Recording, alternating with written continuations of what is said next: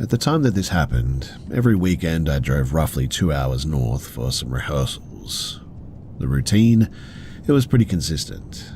Leave the city mid-afternoon, practice late into the night in a rented industrial shed, then drive back alone after midnight. We typically finished between 1:30 and 3 in the morning. After packing equipment, I would take a series of minor rural roads instead of the main highway to avoid police checkpoints and reduce traffic delays. The route was pretty quiet, poorly lit, and ran through a long stretch of farmland. Now, one night in late winter, around 2011, I left rehearsal at about 2:15 in the morning.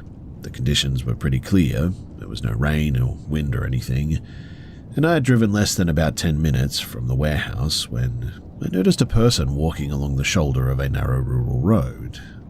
This immediately stood out because there were no houses nearby and no public transport operating at that hour. As I approached, I saw it was a young woman wearing what appeared to be a formal dress. The clothing was really out of place for the temperature, which was near freezing at this point. She turned toward my vehicle and signaled for me to stop. I pulled over because the situation, it suggested somebody stranded rather than suspicious, and she approached the rear passenger side rather than the front. Her demeanor was unusually calm and upbeat given the circumstances. She asked if I could give her a ride to a gathering that she claimed was not far away.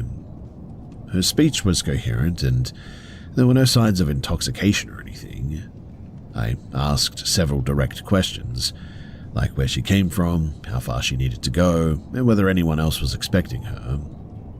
Her answers were vague though, but delivered confidently, and so in the end she entered the back seat without hesitation. I remember asking, or sort of half joking, whether she was setting me up for a robbery, since the situation fit a known rural scam pattern here, and she laughed and denied it. After a few minutes of driving, she instructed me to take a left turn off my normal route. The road she indicated was unsealed and unlit. I questioned the direction several times because it led away from any visible residential areas, but each time she reassured me that we were heading in the correct direction and that a large gathering was taking place beyond a railway crossing. The environment changed quickly. Within a mile or so, there were no visible structures, no lights, and no traffic. My headlights illuminated only open paddocks and fencing now. There were no parked cars, which was inconsistent with the claim of a nearby party as well. She then asked me to stop near a set of disused rail tracks. The location was an isolated intersection with no buildings within visible range, and she exited the vehicle, leaned toward my open window, repeating that I should come and join the event if I wanted. She then walked away from the vehicle toward the darkness, beyond the reach of my headlights. I obviously found this behavior really weird, and after she moved about maybe 10 or 15 meters away, I reversed slightly and turned the car to aim my headlights toward her path. At that point, she was no longer visible, and there were no obstacles that she could have moved behind, and the terrain was completely flat. The area, it consisted only of low grassland and some fencing. There were no sounds of movement, footsteps, or vehicle doors or anything. Assuming a potential threat, I locked my doors and retrieved my firearm from my glove compartment. I remained stationary for about a minute, scanning the area with my high beams, but there was no sign of any other person. I then sort of drove forward slowly, making a loop around the nearby roads while keeping my headlights on full. The search lasted maybe several minutes, but I found no trace of anyone walking, hiding, or entering a vehicle or anything. After confirming the area was empty, I left immediately and returned to the main highway, feeling a chill go down my spine. In the following days, I reviewed maps and satellite imagery of the location, and I confirmed that there were no houses, event venues, or known gathering sites within at least several miles of where she exited. I also checked local reports for missing persons or incidents matching her description, but I never found any. Over time, I developed a bit of a practical explanation, I guess. The most likely scenario is that she was attempting to lure a driver into a vulnerable position, possibly as a part of a robbery setup or whatever, and the sudden disappearance could be explained by her moving quickly beyond the headlight beams into the darkness, combined with my limited depth perception at night. However, what remains difficult to really reconcile for me is the speed at which she vanished in an open, flat environment like that, with no real immediate cover or trees or anything. I have driven rural roads for many years since then, including that same route, and I have never encountered anything like that again. The incident didn't change my belief systems or anything, but it certainly altered how I see isolated roadside encounters at night. Now, when driving in remote areas after dark, I really am hesitant to stop for any individual, unless emergency services are already involved or there's clear evidence of a vehicle breakdown or something. And that decision, it comes directly from that night because, regardless of what happened, the situation, it felt all kinds of wrong.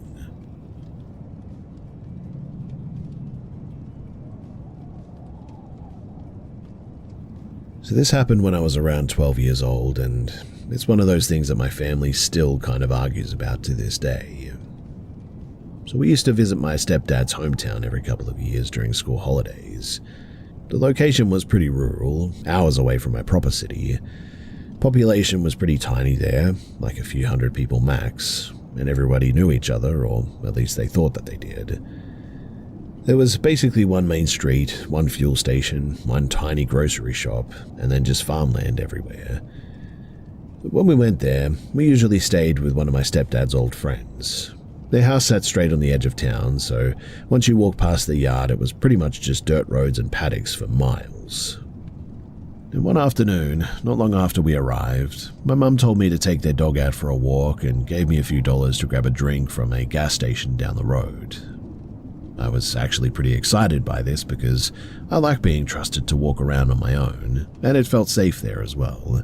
I mean, nothing ever really happened in that town. So I walked down to the shop, bought a can of lemonade, I think, and sat on the curb outside for a bit while the dog sniffed around. Everything was normal as well until this old white sedan pulled up into the parking area. At first I didn't think too much of it. Cars came and went all the time here. But then the driver didn't get out. Instead, the window rolled down and this older woman leaned across the seat, looking straight at me. She smiled in this weird sort of forced way. Not friendly, more like trying too hard, I guess. She asked me my name. I hesitated, but answered because at that age I didn't really know how to ignore adults, and she just sort of started asking random questions. Where I lived, who I was staying with, how long I'd been in town for. That's when I started getting uncomfortable because small talk in a place like that usually starts with, whose kid are you? Not a bunch of personal questions. Then, she suddenly said that she had a box of old toys in the back of her car and asked if I wanted to see them. That was the first moment that something properly clicked in my head that this was not normal. I said no and stood up, planning to leave. She didn't react like a normal person would, though. Instead of shrugging it off, she got really pushy. She kept insisting that I come and look because they might be worth some money, and said that I could keep whatever I wanted. I told her again that I needed to go back, and her tone changed immediately. She stopped smiling and got really irritated. Then she said that she could drive me back instead, and the way that she said it wasn't like an offer. It sounded more like she'd already decided what was going to happen. That's when I just turned and walked away quickly with my dog. I didn't run yet because I didn't want to show panic, but my stomach was already in knots if I'm being honest. I figured that she would just drive off once she realized that I wasn't interested. But after a minute or two of walking, I heard a car engine creeping behind me. I turned slightly and I saw the same sedan rolling slowly along the dirt road, keeping pace with me. Not passing, but just staying behind. At that point, I started to get proper scared. I didn't want to lead her back to the house where we were staying because for some reason in my brain thought that that might make things worse or something in the long run. So instead of turning toward the house, I took a different track that led toward the local campground area near this river. In hindsight, that was a really bad decision. The campground was mostly empty that day. No staff, no office, just a few scattered caravans far apart. As I walked, the car kept following at a distance. Not close enough to block me, but certainly close enough to make it obvious that she wasn't just driving somewhere. Eventually, I saw a guy unloading some gear from a pickup truck near one of the sites, and I ran straight toward him and started telling him someone was following me. He listened for a few seconds, then looked past me toward the road, and by then, the car had stopped further back. He didn't seem to take it seriously. He just said something like, probably just someone lost, and told me to head home. That honestly made it worse though, because I suddenly felt completely on my own. I looked back again and saw the car start moving slowly toward the campground road. That was when I panicked properly. I picked up the dog and cut through some thick scrub off the sidetrack, basically pushing into some bushes until I was hidden from view. And I stayed there crouched down, barely moving, watching through the gaps in the leaves. Within a minute, the car drove past slowly. Then a few minutes later, it came back again, and again, each time slower, like the driver was scanning the area. After maybe the fourth pass, the car stopped further down the road and the woman actually got out. She started walking along the edge of the track looking around, and that was the moment that I was genuinely convinced that she was searching for me. I stayed completely still for what felt like forever, but eventually she got back into the car, slammed the door, and drove off quickly. I still didn't leave right away though. I waited for probably another half an hour before I felt safe enough to move, and then I ran all the way back to the house. And when I got there, I was shaking and out of breath. At first, my mother thought that I was exaggerating because nothing like that ever happens here, but my stepdad's friend took it seriously, and he asked me to describe the car and the woman in detail. Later that evening, he told my parents that he didn't recognize either of them and that in a place this small that this was really unusual and they should take it seriously. He also said that there had been a few reports over the years of strangers passing through trying to approach kids near the river camping area. After that, I wasn't allowed to go anywhere alone for the rest of the trip, and we never found out who she was. Honestly though, the creepiest part to me isn't the following itself, it's just how calm and patient that she was the whole time. Like she fully expected that I'd eventually slip up and that she would catch me. That part, it still sits with me all these years later.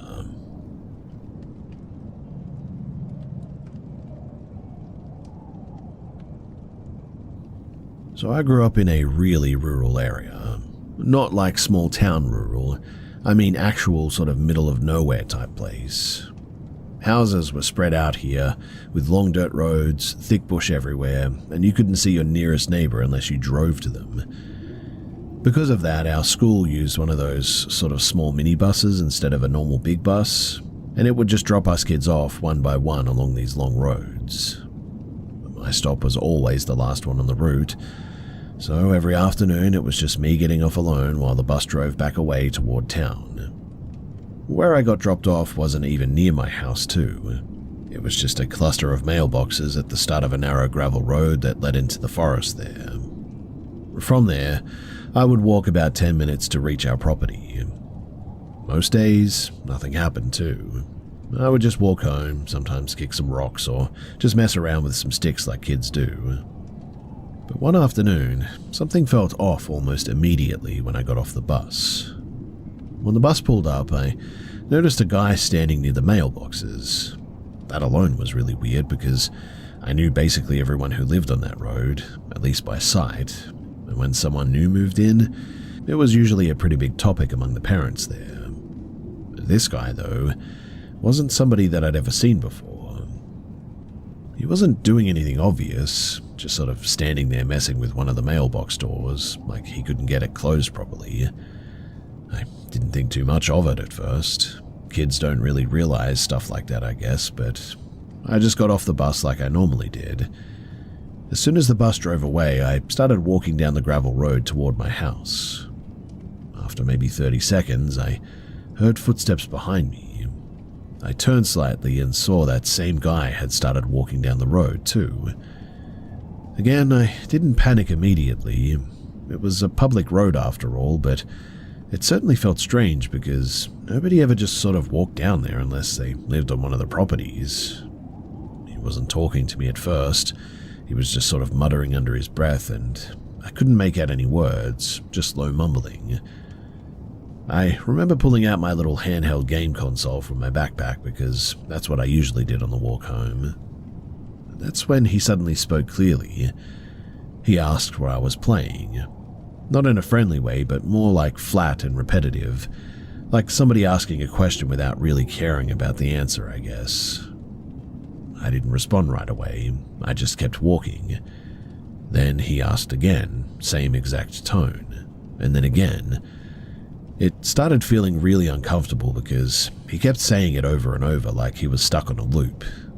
Eventually, I turned around because I thought maybe if I just answered that he would finally stop.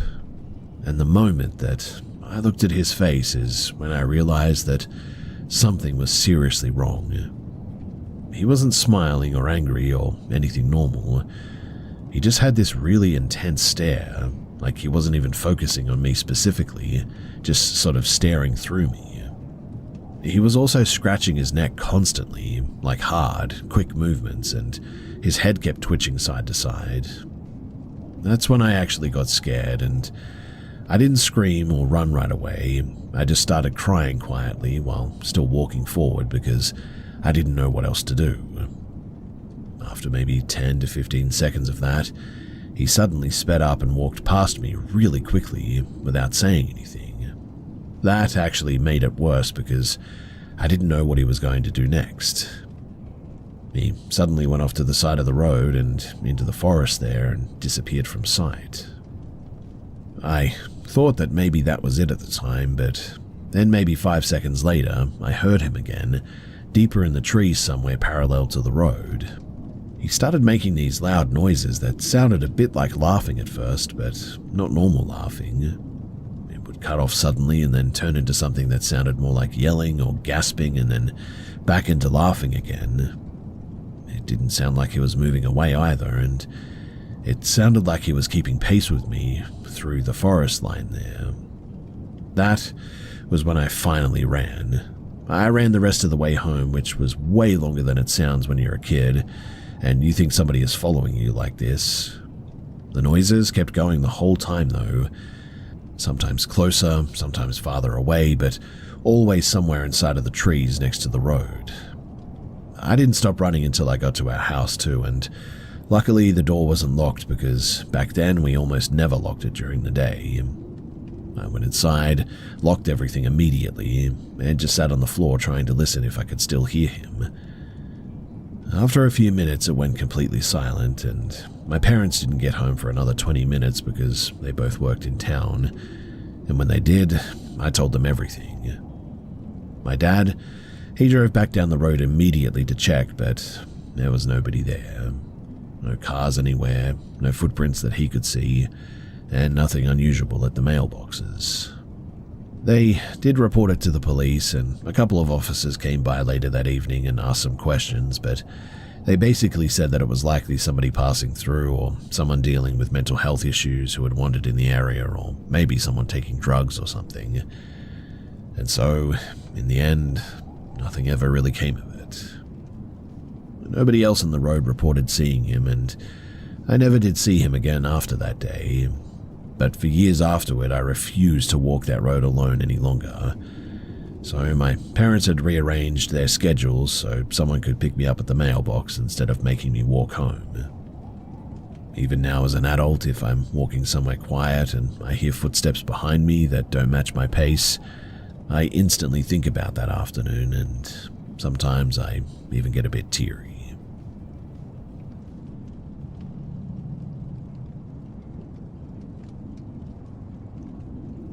So I worked in residential maintenance between 2016 and 2020 for a subsidized housing complex in the Midwest United States. The building primarily housed elderly tenants and individuals with long-term mental health conditions. And because of that demographic, complaints involving noise, paranoia, or misunderstandings between neighbors were common and usually resolved without any physical findings. One tenant in particular filed maintenance reports stating that somebody was striking the shared wall of his unit late at night. He was specific about the timing too, usually between 1 and 3 in the morning, and claimed that the impacts were deliberate and rhythmic rather than just random noise.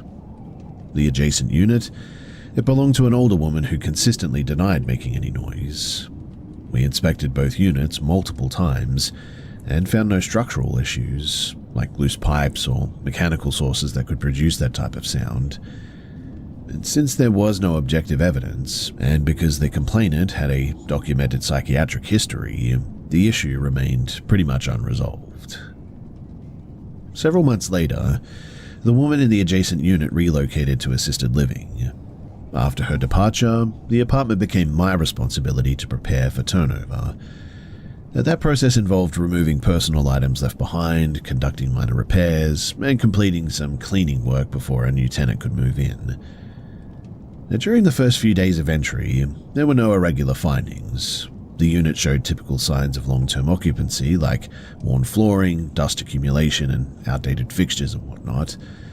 But there was nothing that indicated structural instability, pest infestations, or anything else that might explain the earlier noise complaints. On the final day of work in that unit, I noticed an immediate physical reaction upon entering, which was weird. It wasn't related to the temperature because the thermostat reading was consistent with the rest of the building. The sensation was more consistent with heightened alertness, I guess, similar to how someone might respond to an experience in a confined or unfamiliar environment. At the time, I attributed it to fatigue because I'd been working extended hours that week and I was pretty tired.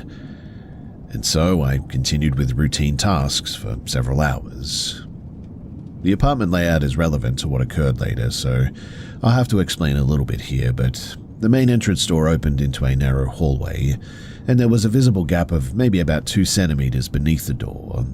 The living room windows faced north toward a converted exterior walkway, which limited direct sunlight penetration, and because of the overhang, the interior lighting conditions remained relatively constant throughout the day.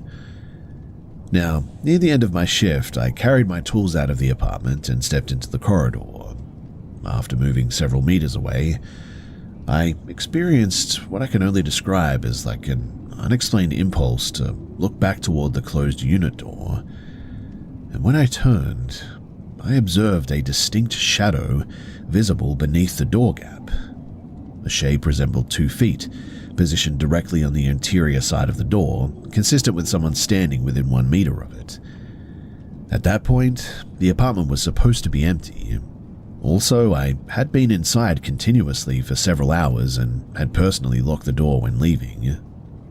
There were no additional entrances that could be accessed without passing through my line of sight, and as I continue observing, the shadow shifted in a manner consistent with a person walking away from that door. The movement lasted only a few seconds before disappearing completely, and I didn't reopen the door to investigate at that moment. Instead, I left the area and I reported the incident to my supervisor. And so, later that afternoon, I returned with another staff member to examine possible external causes.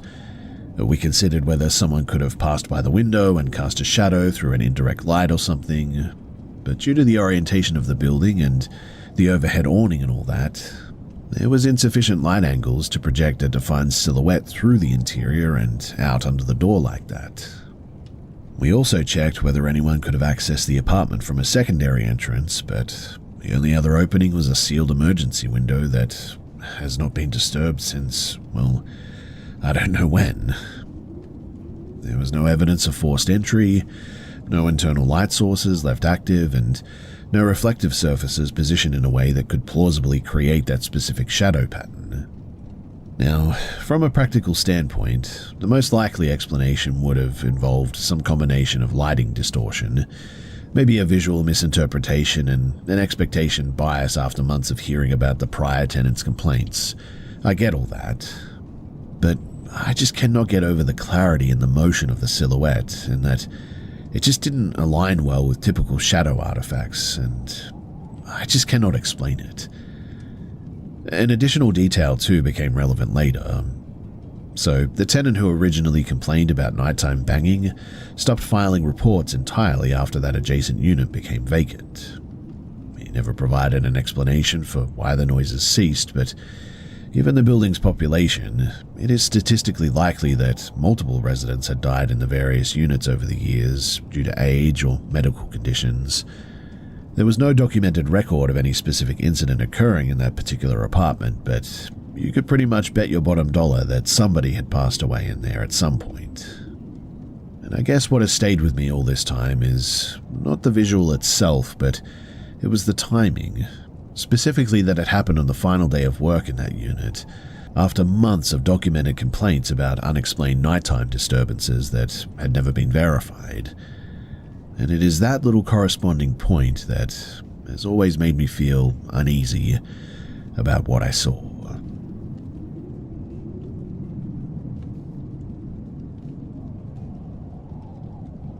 The property that my father acquired in late 2009 was located in a small regional town in eastern Colorado. It was a two-story commercial structure built in the early 1900s with thick masonry walls and a long history of mixed use. According to county records and prior owners, it had operated at different times as a roadside boarding house, a mechanic workshop at one stage, a cafe, and later a private residence above a retail unit. When my father purchased it, his intention was to run his freight logistics business from the ground floor while using the upper level as family living space. Architecturally, the upstairs was essentially one large open room with a single partition dividing a bathroom and a narrow kitchen area. The remainder was open floor space that could be configured into sleeping and living zones, but I don't think that they were ever used that way. The layout also included a recessed storage alcove near the bathroom entrance, which would later become relevant. Now, in 2011, my family moved into the renovated upstairs. During the first several years, there were no objectively unusual incidents too. However, my mother did report one episode that she described as a severe sleep paralysis event. Apparently, she woke during the night unable to move, experienced difficulty breathing, and perceived a strong sense of a threat despite no external stimulus. This lasted maybe less than a minute, she said, and it never repeated. At the time, we treated it as a bit of a medical sleep disorder rather than anything environmental or spiritual. In 2015, we relocated to a different house, but my father retained the building for business use. I continued working for him and occasionally used the upstairs area during long shifts. And one afternoon that year, I went upstairs to rest on an old mattress that we had left behind, and I experienced an episode consistent with sleep paralysis, inability to move, full awareness of surroundings, and a sensation of pressure on my limbs. I also perceived what I can only describe as something resembling low voices. The episode ended within seconds, though, and I just attributed it to fatigue combined with sleeping face down, which I never really do. In 2016, a friend temporarily stayed in the upstairs unit. She didn't report specific events, but repeatedly stated that she felt uncomfortable being alone there. She also left after several months due to unrelated personal circumstances.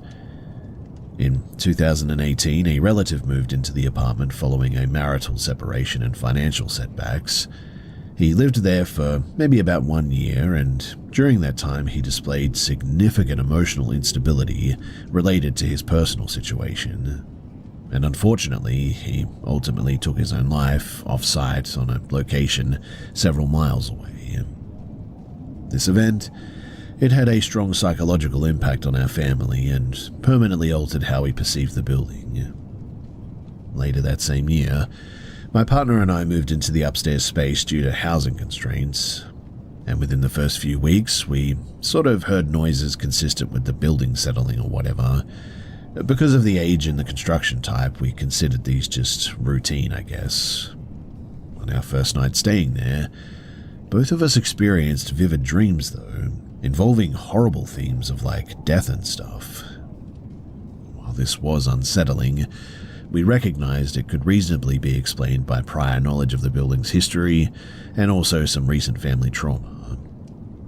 Eventually, we adopted a cat shortly afterward, and the animal consistently reacted to a specific location in that apartment, the recessed storage area near the bathroom partition. The behavior included staring at the corner, sudden freezing and retreating to hidden spaces. And while animal behavior can sometimes be interpreted subjectively, the pattern was consistent over months. And eventually, the cat even began using the space behind the kitchen appliances as a bit of a refuge when it seemed really stressed. Now, one morning, my partner reported hearing the cat being really stressed out while she was in the bathroom, unusually so, and when she exited, she initially could not locate the cat and later found out that it was hiding in a sort of inaccessible gap behind the microwave stand. There were no signs of injury, thankfully, but at the same time, I recalled experiencing a repetitive dream involving falling without impact, which may have coincided with the event, but anyway, the ground floor was later leased to a craftsman who specialized in ceremonial clothing for cultural events, and during a casual conversation outdoors one evening, he independently mentioned hearing footsteps from above after observing us leaving the property. He specifically distinguished the sound from animal movement, describing it as heavy, like boots, pacing and consistent with a person walking across a wooden floor. He also described an incident in which he observed rapid movement inside his unit while approaching the building at night, initially assuming a break-in. When he entered, the interior was secured and empty, and he had no motivation to fabricate these claims and had not previously discussed the subject with us, so that was definitely a bit weird. He later proposed performing a traditional smoke purification ritual, which he explained was intended as a cultural practice for psychological and environmental resets rather than a supernatural intervention. And so we ended up agreeing to participate. Afterward, both us and the tenant subjectively reported reduced anxiety and fewer unusual weird events that were taking place, and from a psychological standpoint, this could be interpreted as just stress relief effects rather than a change in external conditions. I know that, but it definitely felt different. Anyway, we moved out about a year later, and the cat no longer exhibited avoidant behaviors in the subsequent homes that we stayed in, which was definitely a bit strange. And in the following years, several other occupants used the upstairs space intermittently, and most of them described it as uncomfortable but didn't report any specific incidents. In 2024, a longtime acquaintance moved into the apartment with his spouse. I hadn't discussed any prior experiences with them, and during a social gathering months later, his spouse mentioned feeling uneasy when alone in the apartment, and noted that their dogs frequently reacted to an unseen thing in this one particular area. Without prompting as well, she identified the same recessed corner near the bathroom as the location where both she and the animals appeared most agitated. Now, there's no verified historical documentation that I could find connecting that specific location to any significant event. The building's documented past, it includes multiple ownership changes and at least one recorded suicide decades earlier, but nothing that is precise or within that very location. And despite all of the explanations that we could come up with, the consistent pattern across unrelated occupants over 15 years, particularly the repeated focus on the same physical location by animals as well, remains difficult for us to just pass by as coincidence.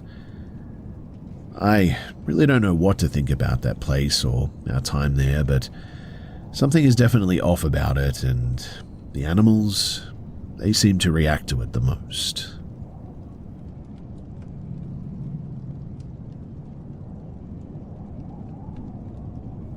Back in 1994, my family moved into an older home in rural Illinois. The house had been built in the early 1900s and had a finished basement with a low ceiling, concrete floor, and several storage rooms. At the time, I didn't know much about the property's history beyond what neighbors had mentioned. Apparently, several people had died there decades earlier, and it had gone through a series of owners before my parents bought it. Now, one afternoon, I was in the basement using a small home gym that my father had installed.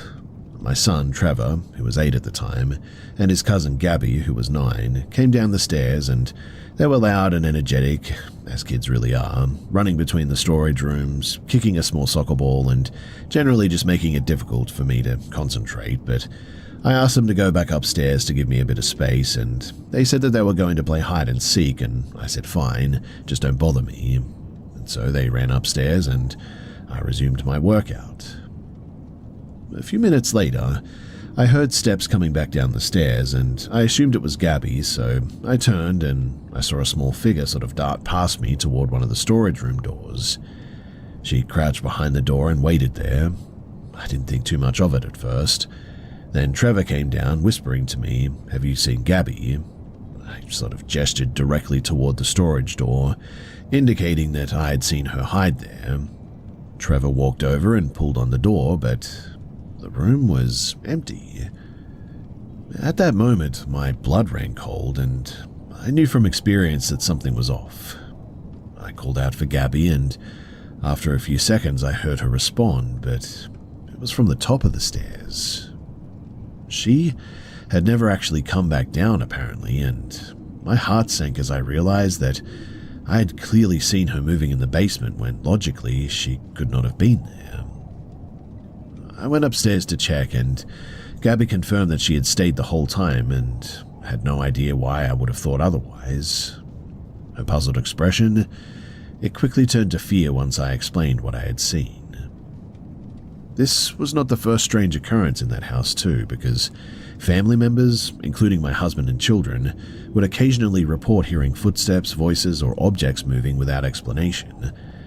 Certain areas, like the basement or a corner of the attic, seemed to generate more reports than others too. Objects left in those locations sometimes ended up in different spots the next day. Some family members mentioned seeing shadows or vague figures, though no one reported witnessing a fully formed apparition in person like I had seen. Over time, we came to understand that the house had several hotspots of unusual activity. Some events were auditory, voices calling names or footsteps pacing across empty rooms, and others were visual, like shadows moving out of the corner of your eye. Occasionally, objects would move or be displaced without explanation too, and the experiences were consistent enough across multiple people that we couldn't easily dismiss them as just imagination. As far as the history went, the previous occupant who died in the home was reportedly a devout woman who practiced Orthodox Judaism or something. Beyond that, details were pretty scarce, and there was no indication of any foul play. The activity, though, seemed to be connected to the environment itself, I would say, rather than from any specific event or person. From a practical standpoint, too, I've always tried to rationalize these experiences. Old houses creak, drafts can shift objects, and children's movements can appear faster or in unexpected places. Sleep deprivation or expectation can amplify perception as well, but the basement incident with Gabby, that was difficult to explain logically. Seeing someone move when they were physically elsewhere, consistently, was beyond normal misperception. After that day too, we limited access to the basement whenever we could. Children were warned to stay upstairs, and adults remained cautious in the areas where we repeatedly noticed disturbances. And while none of these events resulted in any physical harm, the sense of unease and unpredictability was enough to make those locations off-limits for extended periods. We eventually moved out of that house in the late 1990s. None of the family members experienced similar incidences afterward in other places, which really suggests that there was something odd going on in that Illinois home, something that I've never been able to explain.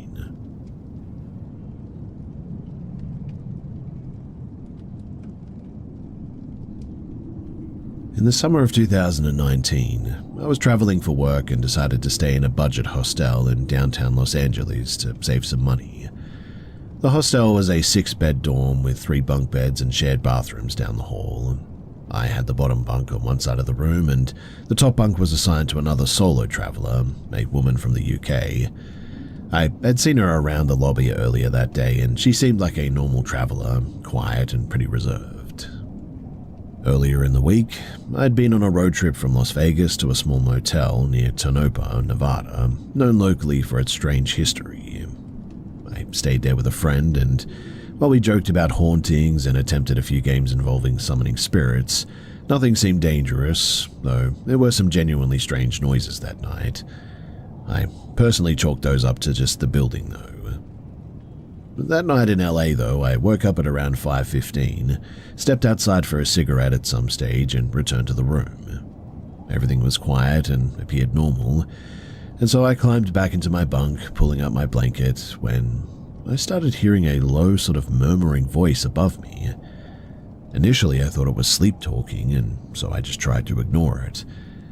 But then I clearly heard her mutter, summoning spirits. I froze. The tone of her voice didn't match normal sleep talking. It was deliberate, almost chanting. My mind immediately went to safety precautions, and she could be unstable, and I had no idea what she was capable of. So I quietly reached for my backpack and purse, planning to leave without alerting her. As I slid off the bunk to move toward the door, I realized that she had already descended halfway down the ladder. Her expression was strange, too. A wide, unnatural grin, and she locked eyes with me. Then she said clearly, "Lily, why are you panicking?" I didn't stop to process. I literally ran out of that room, nearly tripping on the ladder, and went straight to the front desk. The night receptionist came back with me to help me retrieve my belongings, and when we opened the dorm room door, the top bunk was now empty. There was no sound from the room, but something about the shadows in the corners felt a bit off, and then I noticed movement near the small communal kitchen in the hostel's common area. She was there, half hidden in the darkness, watching silently. The moment, though, that she realized that I wasn't alone, she disappeared behind a wall instantly. I grabbed my things as quickly as I possibly could, and I left the building. The receptionist later confirmed that the woman had not been registered for the night, and apparently she had checked out several days prior, but had re-entered the hostel without permission or something. There was no way of knowing how long she had been in the building or what she intended, but I wasn't about to try and find out. I never did stay in that hostel again, and I also avoided shared dorms for solo travel for the rest of that year. And thinking about it now, the situation combined several risk factors, I guess you could say. A stranger with unknown intentions, isolation, and an enclosed space like that. The psychological tension alone was enough to feel threatening, but the physical presence and her behavior made it an objectively unsafe encounter. Apparently, too, the cops were called, but by the time that they got there, she was gone.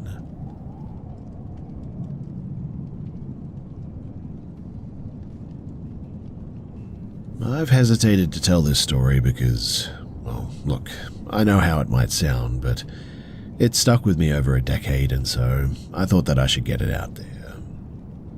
So this happened sometime between 2010 and 2013. I was around 9 or 10 years old. The setting was a suburban park in Portland, Oregon. Typical playground, baseball diamond, and a trail leading into a small patch of woods.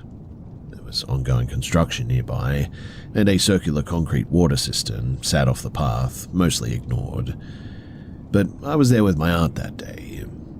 2 older women were walking a few yards ahead of us, chatting as they passed the cistern, and everything seemed pretty normal. When we reached that spot, I instinctively glanced to my right, and there was something above the cistern, maybe a foot or so off the ground, and I remember thinking my eyes were playing tricks on me at first. It was roughly humanoid, sitting cross-legged. Its skin was a muted blue with a layered texture, like something shifting beneath the surface. It had 4 arms and narrow yellow eyes that locked onto me immediately. It wore a cloak, or maybe a robe is a better way to say it, gold and blue in color, but the patterns moved subtly, almost imperceptibly. Any time that I tried to focus on a single detail, though, it would shift just enough to throw me off, and the second that our eyes met, everything changed. The sound in the park dulled as if someone had turned the volume down. Birds were still chirping and cars were still passing in the distance, but it all sounded very distant. My ears began ringing and my body felt heavier suddenly, like I was standing in water. I thought that I should take a step back, but I couldn't.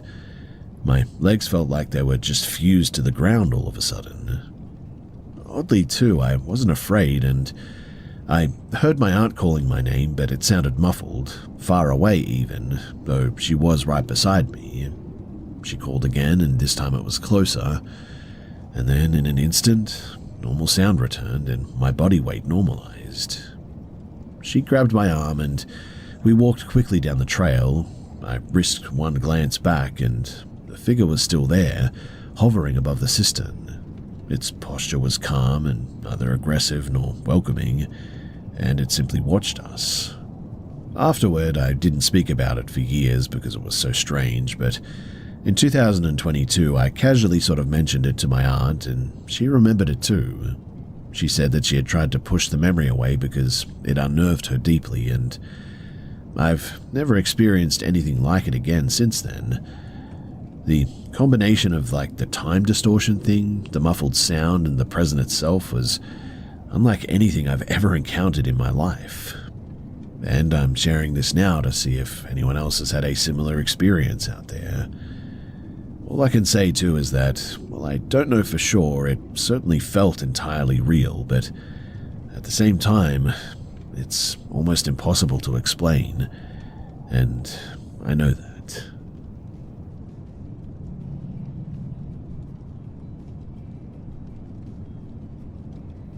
I've gone back and forth about telling this story because I still could not explain it, and even thinking about it makes my chest tighten a bit. This happened when I was 17, roughly 14 years ago now, and my girlfriend at the time saw it too.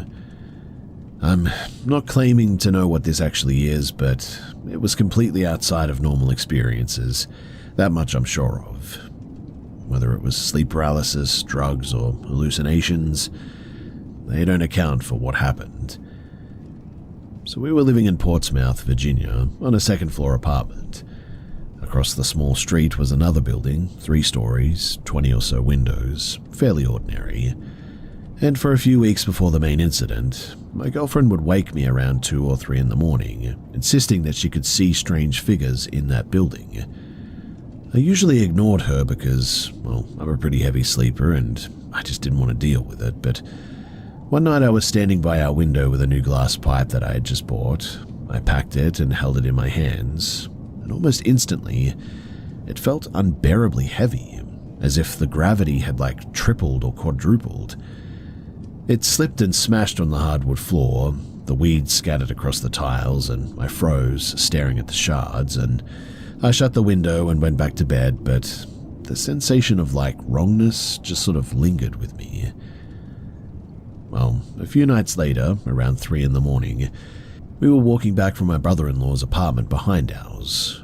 My girlfriend tugged at my sleeve and told me to look toward the building across the street. At first glance, it seemed like a late-night party or something. People moving in the windows, disco lights, and some shadows. But that's when I noticed that they were not normal people.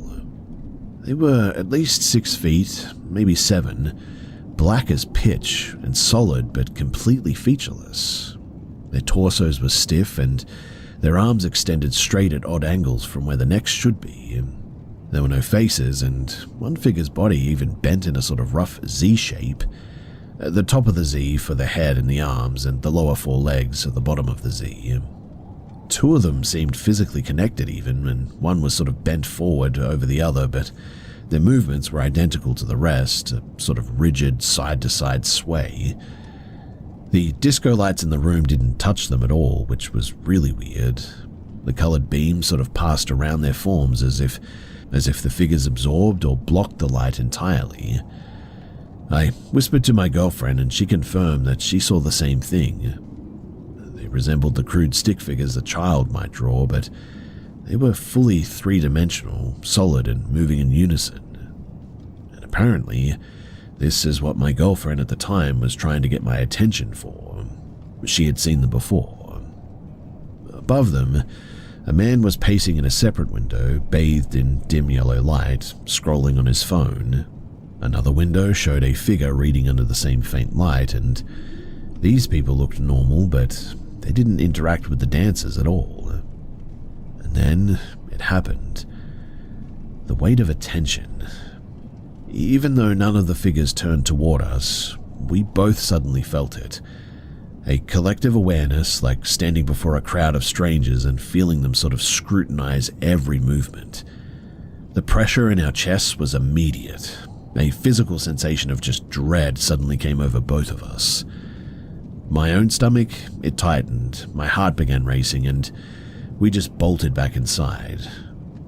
10 or 15 seconds later, we were behind the locked door of our apartment, asking what the hell we had just seen. When we looked back out the window, everything was now gone.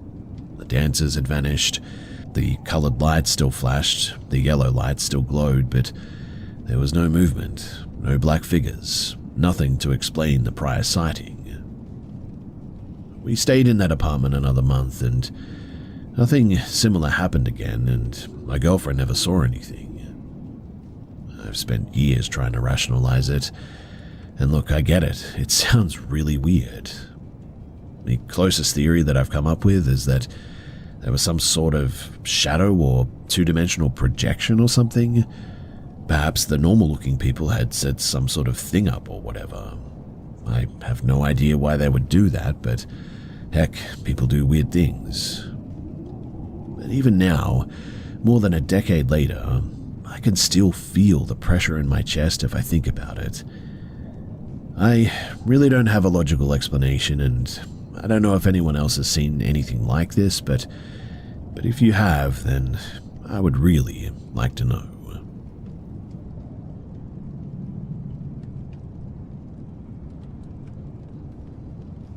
My great-aunt lived alone for nearly 3 decades in her townhouse in Cleveland, Ohio. She was highly independent and rarely socialized, but she spent hours each day praying and performing small rituals that she believed kept the house safe. When my mother was 15, a visiting priest came to bless the house.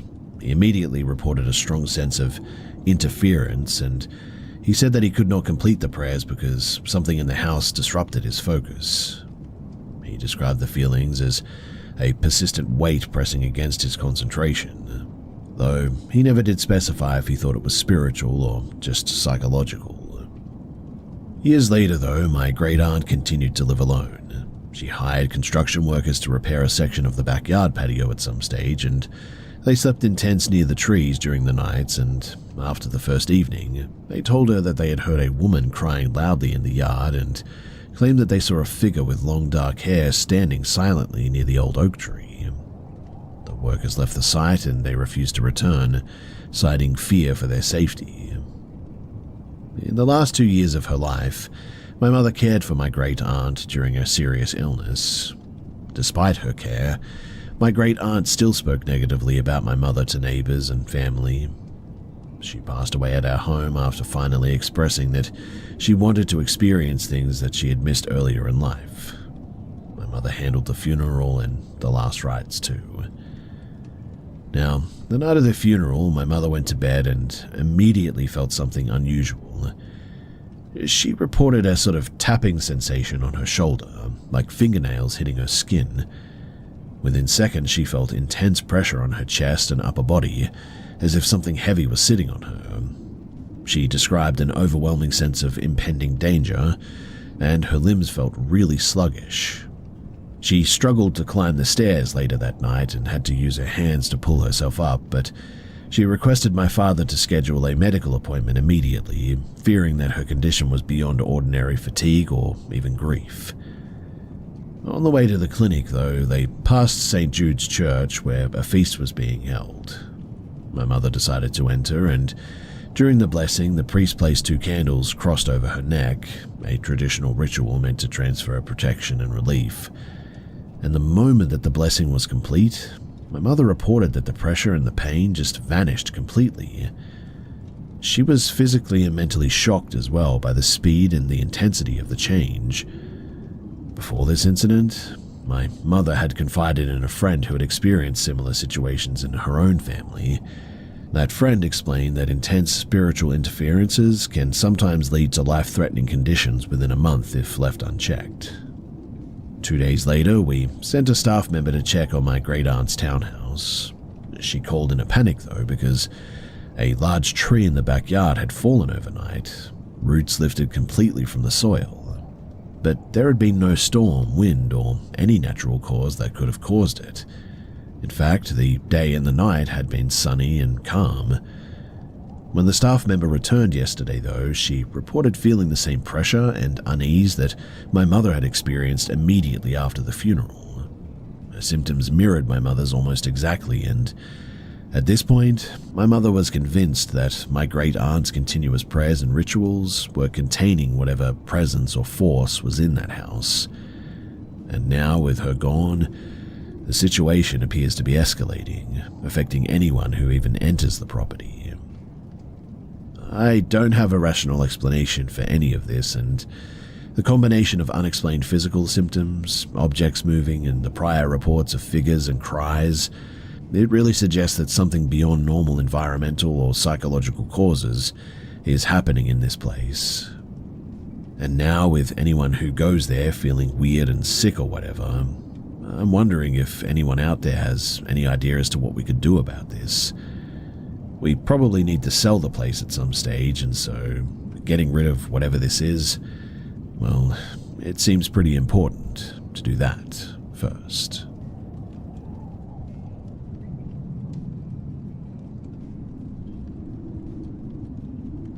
This involves 2 events from my time at my first assignment as a firefighter.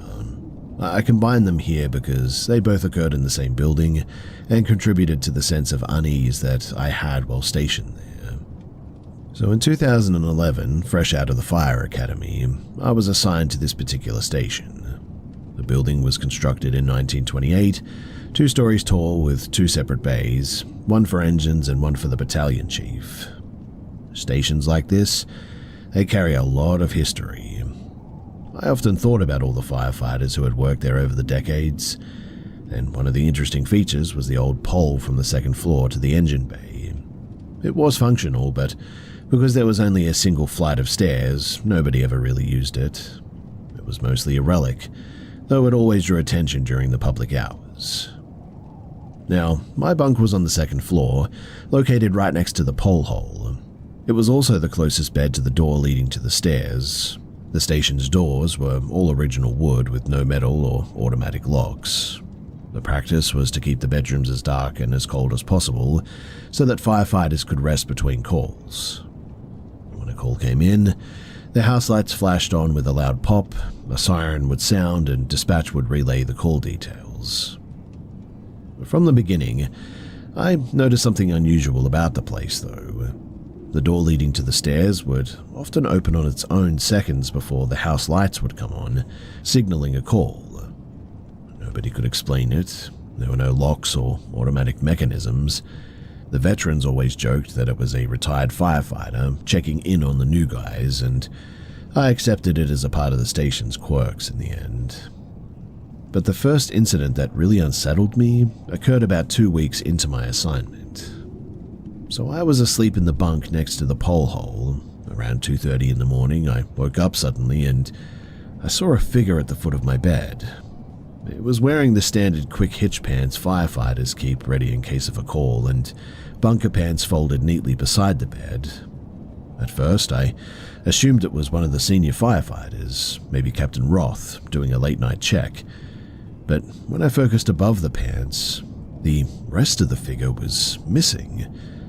The torso and the head were completely absent, as if the pants were standing on their own. The image vanished entirely after a few seconds, but I was completely startled. I told myself at the time that it must just be fatigue or my brain playing tricks on me, but the experience left me feeling very uneasy. After that, I moved my bunk to the far corner of the room so that I could sleep facing a solid wall too. Now, the second event happened a few months later, under similar circumstances. I was again sleeping near the pole hole when a loud noise woke me, and at first it sounded like somebody dropping equipment, but the station was silent. Out of the corner of my eye, I saw movement near the stairs door.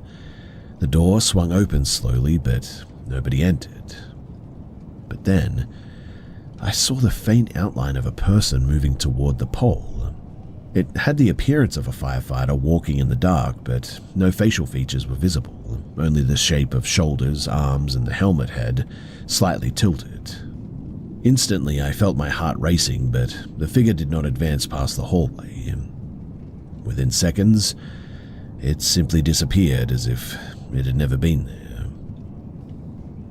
After these incidents, I started noticing patterns too. The apparitions always appeared near the pole hole or at the door of the stairs, and they never interacted with anyone, never spoke, and always vanished before they could fully be observed. I asked other recruits if they had seen anything, and some shrugged it off as just, people being tired and seeing things or whatnot. But a few older firefighters confirmed that they had seen similar phenomena when they were rookies, and the consensus was that they were likely spirits of retired firefighters still patrolling the station. And while nothing really ever happened to me, I guess, the sense of being watched and the visual partial figures was enough to make me change my sleeping arrangements, and I also began double-checking all the equipment and ensuring that I was never alone in the bunk area during night shifts. Eventually, I transferred to another station, and I later learned that several other new hires at Station 14 had similar encounters, seeing shadows or partial figures near the pole, hearing unexplained noises, or noticing the door to the stairs moving without cause as well. Like I said, the events were never really dangerous or anything, but the consistency across different shifts and years as well suggested that this was more than just simple imagination, as some of the other guys used to say. To this day, I do consider those experiences real enough to warrant caution, especially in older firehouses with long histories like this. The partial figures, the timing near the pole, and the sudden disappearances all contributed to the uneasy feeling that someone, or perhaps something, was monitoring us.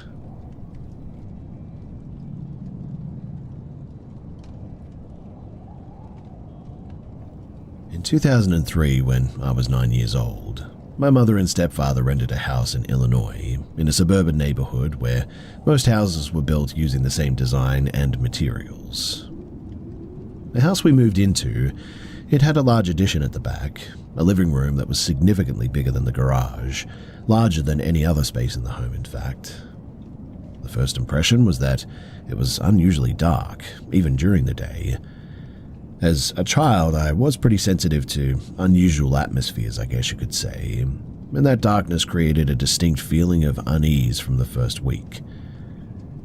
On our first night, we received a package at the door too. It contained a book with no return address, no sender name, and just our address. Opening it revealed the little witchcraft and summoning practices book. My sister and I were immediately unsettled by this. We were raised Christian, you see, and my stepfather was still questioning his beliefs at the time.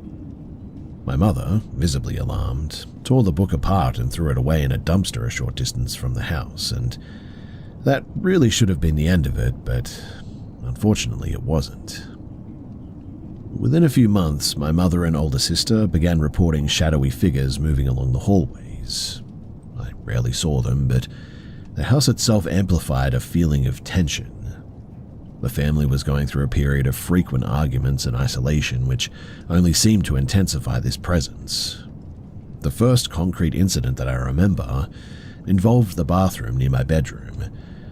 I was using it while listening to music on my iPod one day when I heard scratching at the door. Assuming that my sister was playing a prank or something, I yelled out to her to stop. The scratching continued briefly, sounding like a long fingernail tracing the surface, and when I finished and spoke to my sister, she insisted that she hadn't left the living room at the time. I realized then that whatever was making that sound had been just outside of the door, and it was unseen, and it wasn't anybody in the home. Later, my Uncle Marco came from Chicago to visit at some stage. He chose to sleep in the living room floor while my sister and I took the couch, and one night I awoke with a heavy feeling of being watched. I noticed the stove light in the kitchen was on. It had been left on for nighttime navigation, and standing by the kitchen island was a small figure, roughly the size of a child, wearing a white dress with long hair covering its face. There was no facial features, and I froze, unable to wake anyone.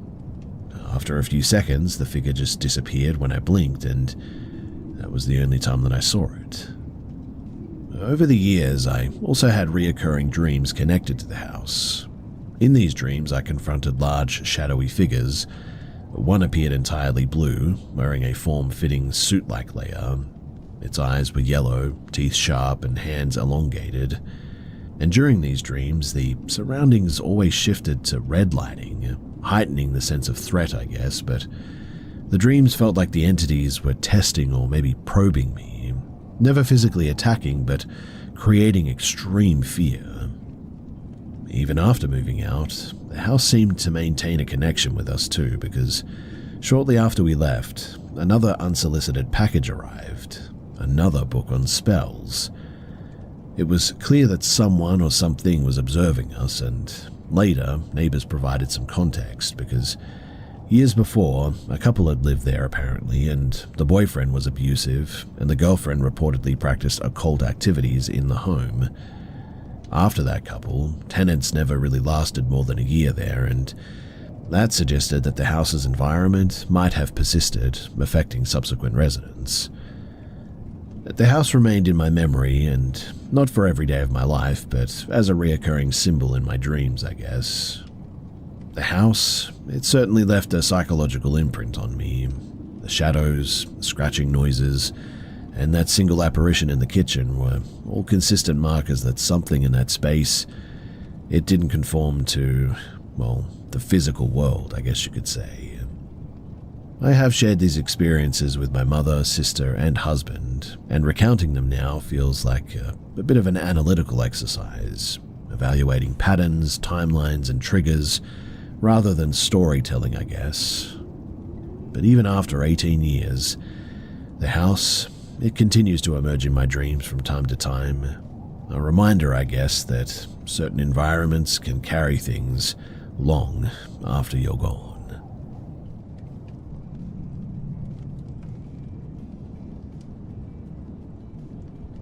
A friend of mine one day was hosting a small gathering, and most of the people there were drinking lightly, but I hadn't touched anything personally.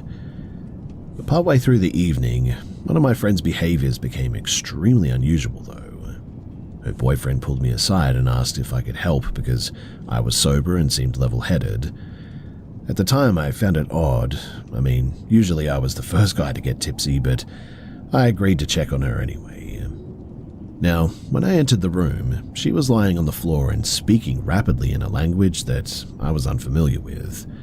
Her family was Iranian, but the words that she was saying didn't resemble Farsi or English or anything. She was giggling and muttering in an almost mechanical rhythm as well, completely different from her usual personality. I initially assumed that she was joking or just trying to mess with us or something. So I said something absurd, hoping to snap her out of it. Normally, mentioning her hair would get her attention, but this time she didn't react. She abruptly ran out of the room and into the garage where the drinks were set up. The room was familiar. I'd been there multiple times that night. When we followed her, we were pretty stunned. She was standing and staring directly at a mounted deer skull, but the skull had sort of changed. Its surface was now completely black, and the eye sockets had sort of twisting black and white patterns in it, almost like they were moving. The effect was unnatural, and it gave off a subtle sort of oppressive energy, and when she looked at it, she laughed in a way that wasn't her usual voice. We pursued her, but the room's atmosphere shifted in a way that is really hard to describe. The air suddenly felt heavier, and there was a distant sense of wrongness, like the space itself was resisting us. We decided to pray together since we all had some religious background from school, and at first nothing changed. She continued behaving oddly and with mild aggression now. Then one of our friends, who was openly devout, prayed aloud for guidance, and almost immediately the behavior ceased and she just sort of seemed normal again. Afterwards, when I checked the garage, the skull was now back to normal, white in appearance, mounted as it had been originally. No explanation really made sense to me, though. Later I learned that the family had a history of sleep paralysis, apparently, and that the house had been blessed by church officials multiple times, but nothing what they had said really explained what I had seen. Well, years passed, and I tried to convince myself that it was a trick of the light, or maybe a prank, or a misremembered detail or something. But then I reconnected with the same girl at some stage, and while talking she casually mentioned that she remembered the skull being black with swirling black and white eyes. And instantly I froze, because she described exactly what I had seen that night, even though I never really spoke about it in detail to anyone before. After some research, I learned that the land where the house had sat had a documented history of being considered cursed by local elders, apparently. Whether this was connected to the events I saw, I don't really know, but it made the incident even more difficult to rationalize and certainly more creepier. And so, to this day, I'm really just left questioning what actually happened. Quite honestly, too, if it wasn't for the girl sort of verifying independently what I recalled happening, I probably would have just kept going in life, thinking that it was all just a trick of the eyes or something. But even now, thinking back about that night, it makes me feel uneasy. The combination of her behavior, that skull, and the atmosphere at the time, it's something that I wish I never experienced.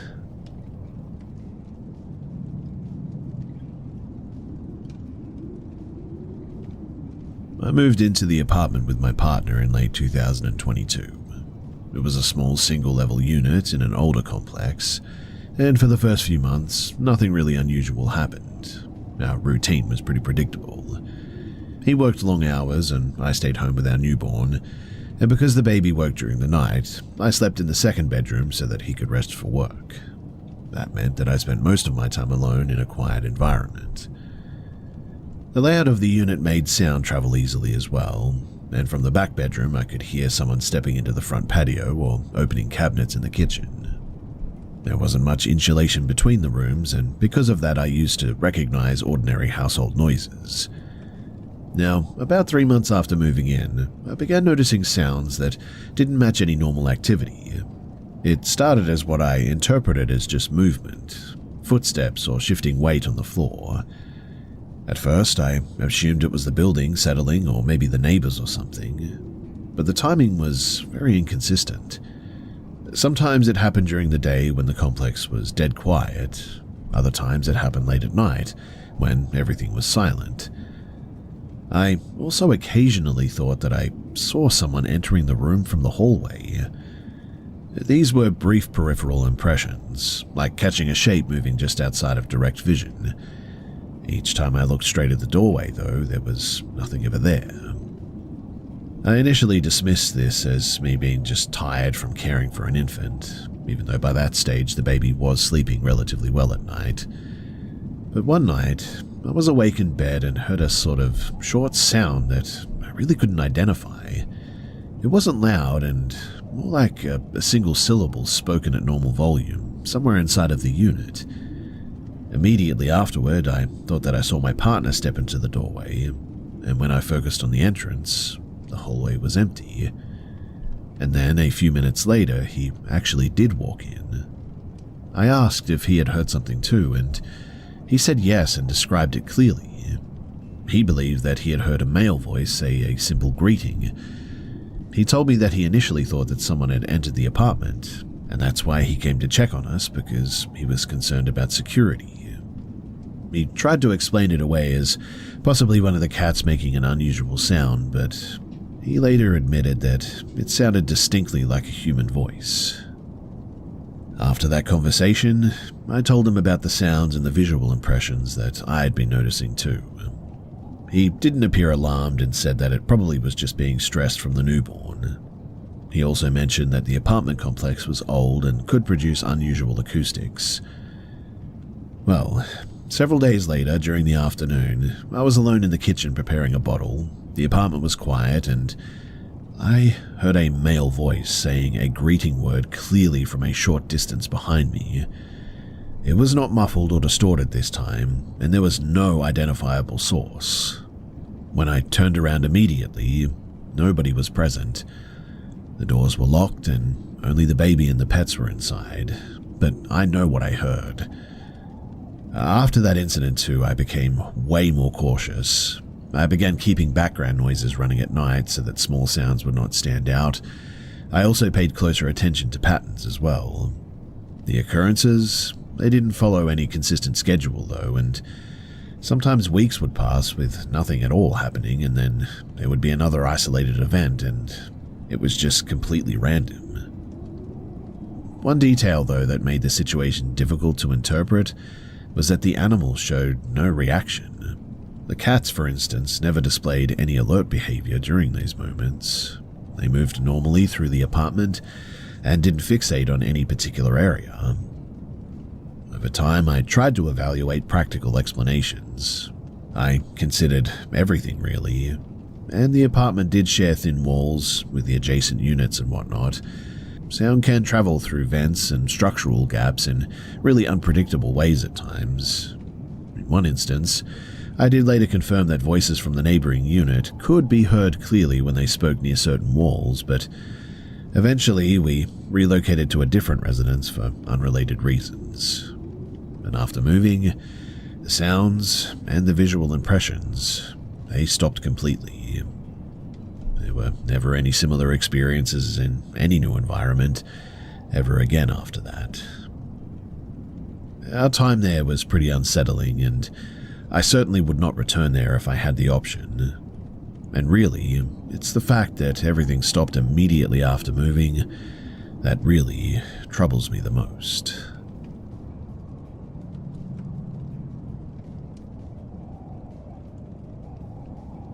So my father remarried when I was around 9 years old, and he moved with his new wife into an old house on the outskirts of town. The property was large, built in the 1920s, with a wide yard that wrapped around all sides. Inside, it had a master bedroom, a shared room for my younger brother and me, and a central living area that doubled as a dining and TV space. There was a small attic accessible through a hatch near the back patio, and while I had been shown it once, I never really returned.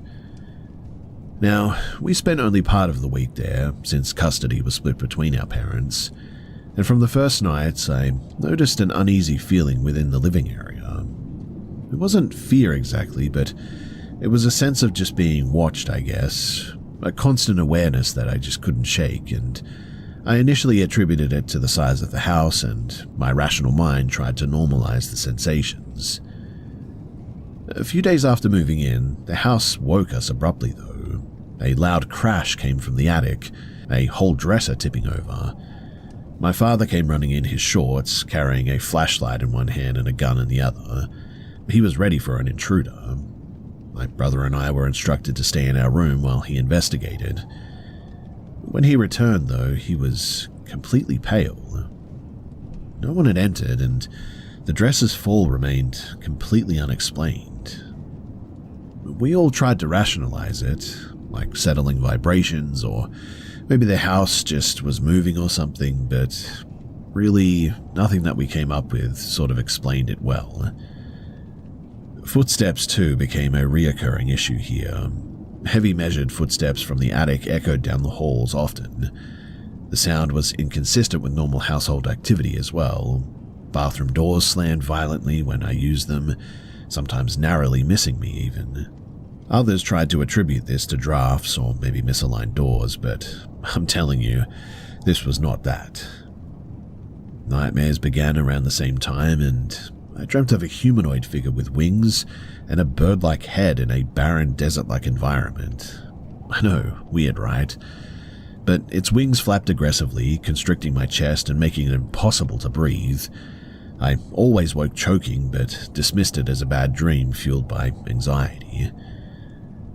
And one evening, while showering, I noticed movement in the patio beyond the bathroom window. I ignored it initially, but the temperature dropped sharply all of a sudden, and I just felt an overwhelming sense of, danger. So I grabbed a towel and I instantly left the room. And that's when I heard the bathroom door slam behind me, as the doors often did in this place, but something about that moment, I just felt like I was in danger. Another night, while I was getting a late snack, I distinctly felt a hand on my shoulder. The sensation was so real, too, that it left me completely frozen. I'll never forget that as long as I live. As the months passed, I spent less and less time in that house. Family tensions and the general chaos of my father's remarriage overlapped with the house's presence, making it hard to isolate cause and effect, but looking back, the home itself seemed to amplify stress and fear for sure. Years later, while staying in a hotel across the country with my father's family, the topic sort of resurfaced at some stage, and his wife recounted an experience of her own.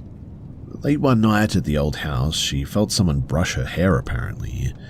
She was expecting it to be my father, but when she turned, nobody was there. My father was asleep in another room apparently. At the time, she dismissed it as just her imagination, but she remembers it clearly. That old house, it's since been demolished for a new apartment complex, and knowing that, I can only hope that whatever remained there has dissipated or moved on. Even decades later, I remain aware of bad energy in spaces, and I'm pretty cautious of environments that evoke the same sensations now. Those years in that house, they taught me that perception and environment are deeply intertwined, and that some experiences, while terrifying, can be understood as a combination of stress, isolation, and physical surroundings, and others, they just cannot. Looking back after more than 20 years now, I think it is, I can separate rational explanation from the memory of fear, though the physical sensations and the auditory phenomena, they remain clear in my mind, and also completely unexplainable. I don't claim to have any supernatural abilities or anything, but I do recognize that some spaces can affect our perception in ways that feel, well, beyond logic, I guess you could say. When the time is right, I might share some more of the unusual experiences that I had in that house, particularly the ones that challenged my understanding of what is possible in the natural world.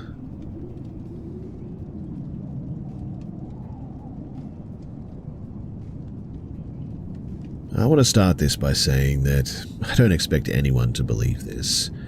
I mean, if I were hearing this from an outside perspective, I would also dismiss it as just stress or paranoia or something. That said, the patterns that I've experienced over years make it very hard to do that myself. I've also kept the details factual and straightforward here because exaggeration doesn't change the reality of what happened. So, around 2018, when I was about 15 years old, my maternal grandmother passed away in December. I was in her house at the time a few days before her death, and she asked me to stay with her, and I was the last person to speak to her and hold her hand. At the time, it was confusing and stressful since my mother and uncle were supposed to be helping. I went to the funeral and said my goodbyes, though I didn't understand then what would follow. So about a year later, my mother and my younger brother and I purchased a home in a rural location. I disliked the property immediately because it had sort of the same layout and small corridors as my childhood home, where I had earlier experiences of what I now recognize as paranormal events.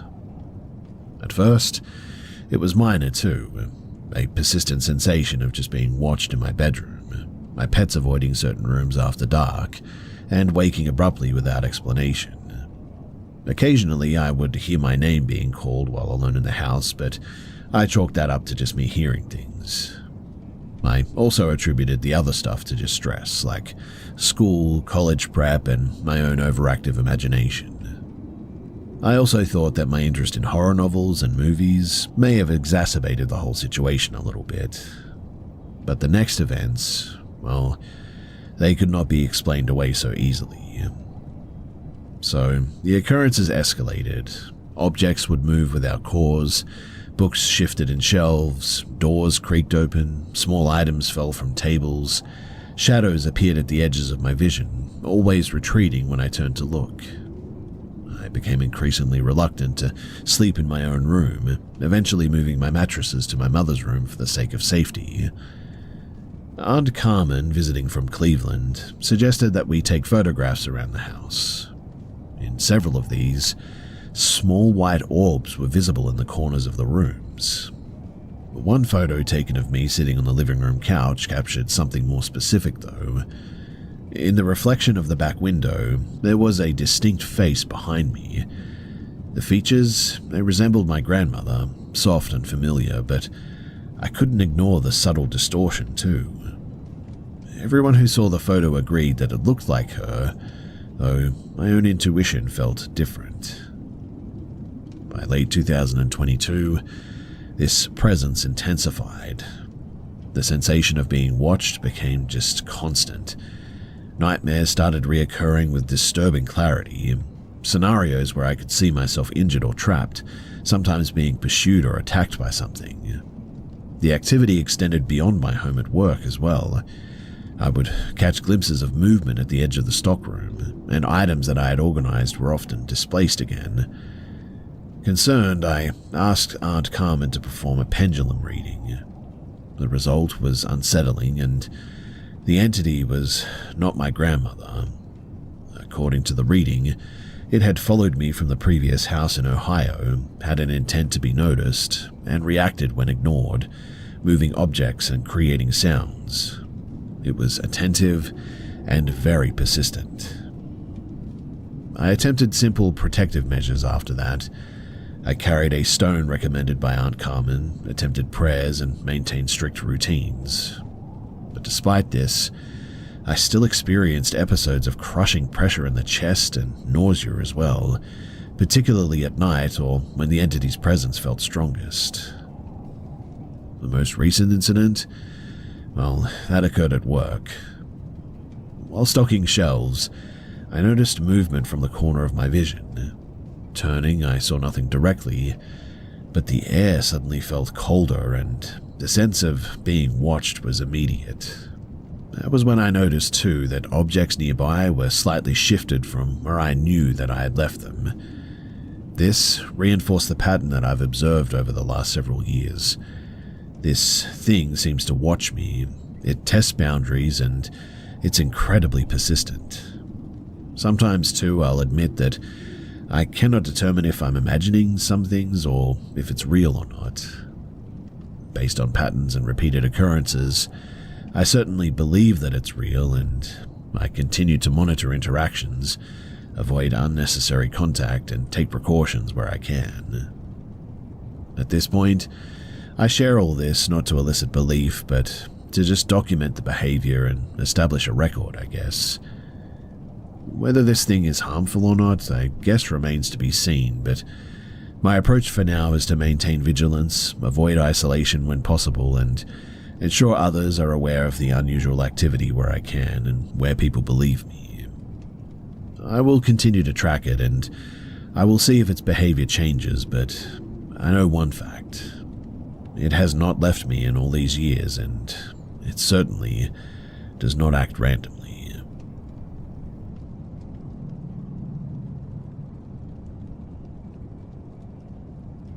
This took place in late October 1982 in northern Vermont.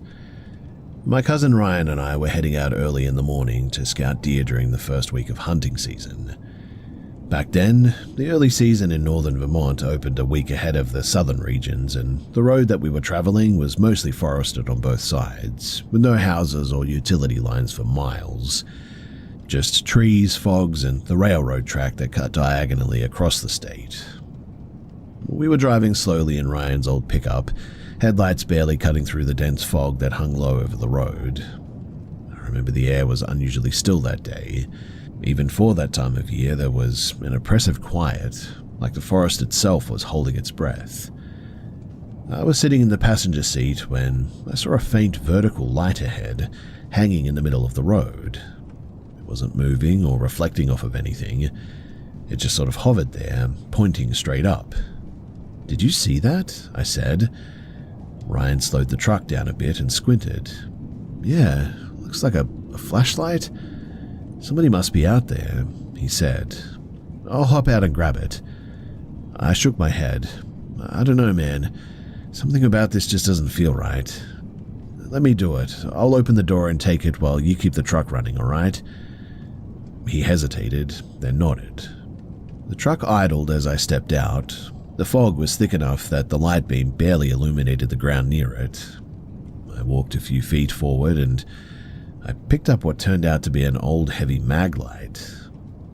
Nobody was around though. No footprints, no tire tracks in the dirt, nothing. When I got back in the truck, Ryan started driving again, and that's when everything sort of escalated a bit. Small pinpoints of light appeared along both sides of the road. At first, I thought that they were reflections off of tree branches, but the pattern was too deliberate. They were aligned like people standing there. I looked in the rearview mirror and I froze.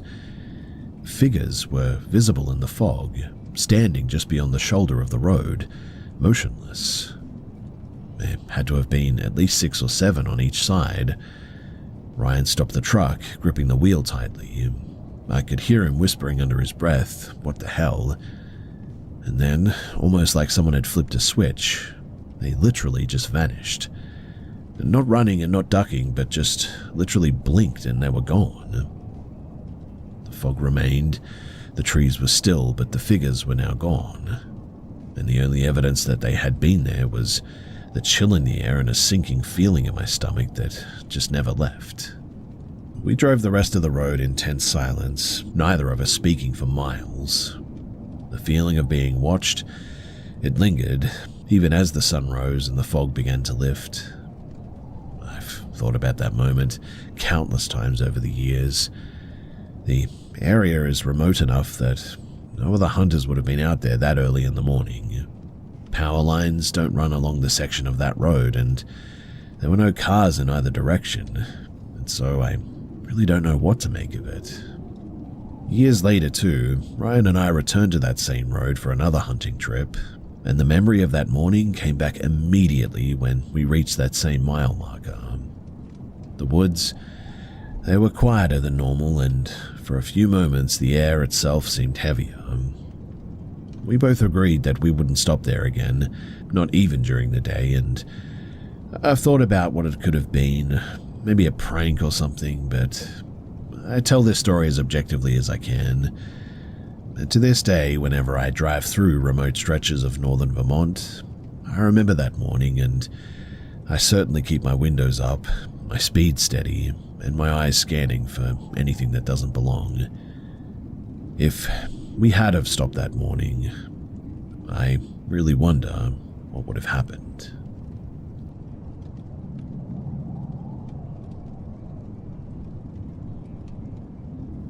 This happened in the summer of 1979 in northern Michigan, near a small town in a dense forested area along the northern shore. So my cousin Melissa was with me, and we were attending a church-affiliated summer camp for a week. The camp itself was on a bluff overlooking the lake, with old cabins scattered along a hillside and a narrow path leading into thick forest behind the property. My mother was one of the counselors there, so she was nearby, but that night she had finished her duties and gone to the main lodge for paperwork, leaving our cabin to the older campers. From the start, too, I felt a bit uneasy. I had always been more sensitive than the other kids, I guess, able to notice subtle things that others ignored, but I was still rational enough to just dismiss most of it. That night, a few of us girls decided to sneak out after lights out to explore a haunted part of the woods too. The local camp legend said that a boy had drowned in the lake decades earlier after wandering onto an old pier that had since fallen into disrepair. Supposedly, he wandered the forest at night trying to find his way back to the camp, and so his spirit now wandered through the woods there. At about 10:30, 10 of us slipped out through the cabin window. We had one flashlight between us and a nearly full moon. Initially, visibility was pretty reasonable, but as we moved deeper into the trees, the moon disappeared behind thick clouds and darkness fell almost immediately. We couldn't see more than a few feet ahead of us, and the forest was silent except for the occasional rustling of leaves from small animals or whatever. We decided to walk in a single file line, each girl placing her hands on the shoulders of the person in front, with me leading because I had the flashlight. After a few minutes, I realized though that something was off. We weren't heading in the direction that we had come from, and the path seemed unfamiliar. That was when I first heard it. A male voice, calm and direct, whispering in my ear, "That way isn't safe, go right." I literally spun my head so fast that the person behind me, they let go of my shoulders in shock, but no one was there. At first, I didn't tell the other girls, and I followed the directions anyway, and over the next 20 minutes, the voice repeated itself intermittently. Eventually, the other girls began experiencing physical sensations too, and we all felt what could only be described as gentle pushes on our shoulders, guiding us off roots, rocks, and uneven ground. It wasn't a shove, it was subtle and enough to redirect our balance though without startling us. The effect moved down the line. Every girl felt it in sequence, repeatedly as well, over at least 24 instances as we moved through this forest. Time became distorted, hours seemed to pass while we wandered, and occasionally we would hear distant snapping branches or low murmurs, but nothing that we could identify. The trees, they were dense, and the fog was rolling in from the lake made everything feel surreal. Eventually the forest opened slightly, and we saw what we thought was solid ground ahead, but it turned out that we were approaching the edge of a bluff overlooking the lake, with nearly a 40-foot drop to rocky shoreline below, which meant that if we had continued in our original direction, we would have fallen for sure, or at least I would have, being the first. But, following the voice's instructions, we veered right and began descending a shallow slope that led to an old, sort of partially collapsed wooden pier jutting into the water. Daylight suddenly revealed that the pier was unstable, with rotten boards, and it was all spaced unevenly. Yet, somehow we crossed without incident, walking in a sort of weaving pattern that traced only the safe planks. Every push that we had felt guided us across, and a single misstep could have caused, serious injury. But by around 6 in the morning, we were back at camp, shaken and exhausted. The counselors were initially skeptical. Most attributed our experiences to fear and imagination, though my mother, who had been summoned after a frantic phone call, was visibly concerned. They gathered us in the lodge, and it took nearly an hour to calm everyone enough to give a coherent account, but eventually we did.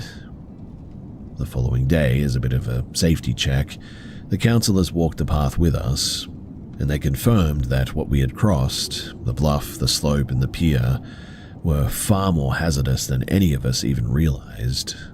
They were shocked to see that our route through the pier was precisely the only visible path, avoiding multiple rotted sections that would have collapsed under our weight for sure. The camp staff, they remained doubtful about the supernatural aspect, and they insisted that we had been lucky and that they would let our parents handle the consequences of sneaking out like that.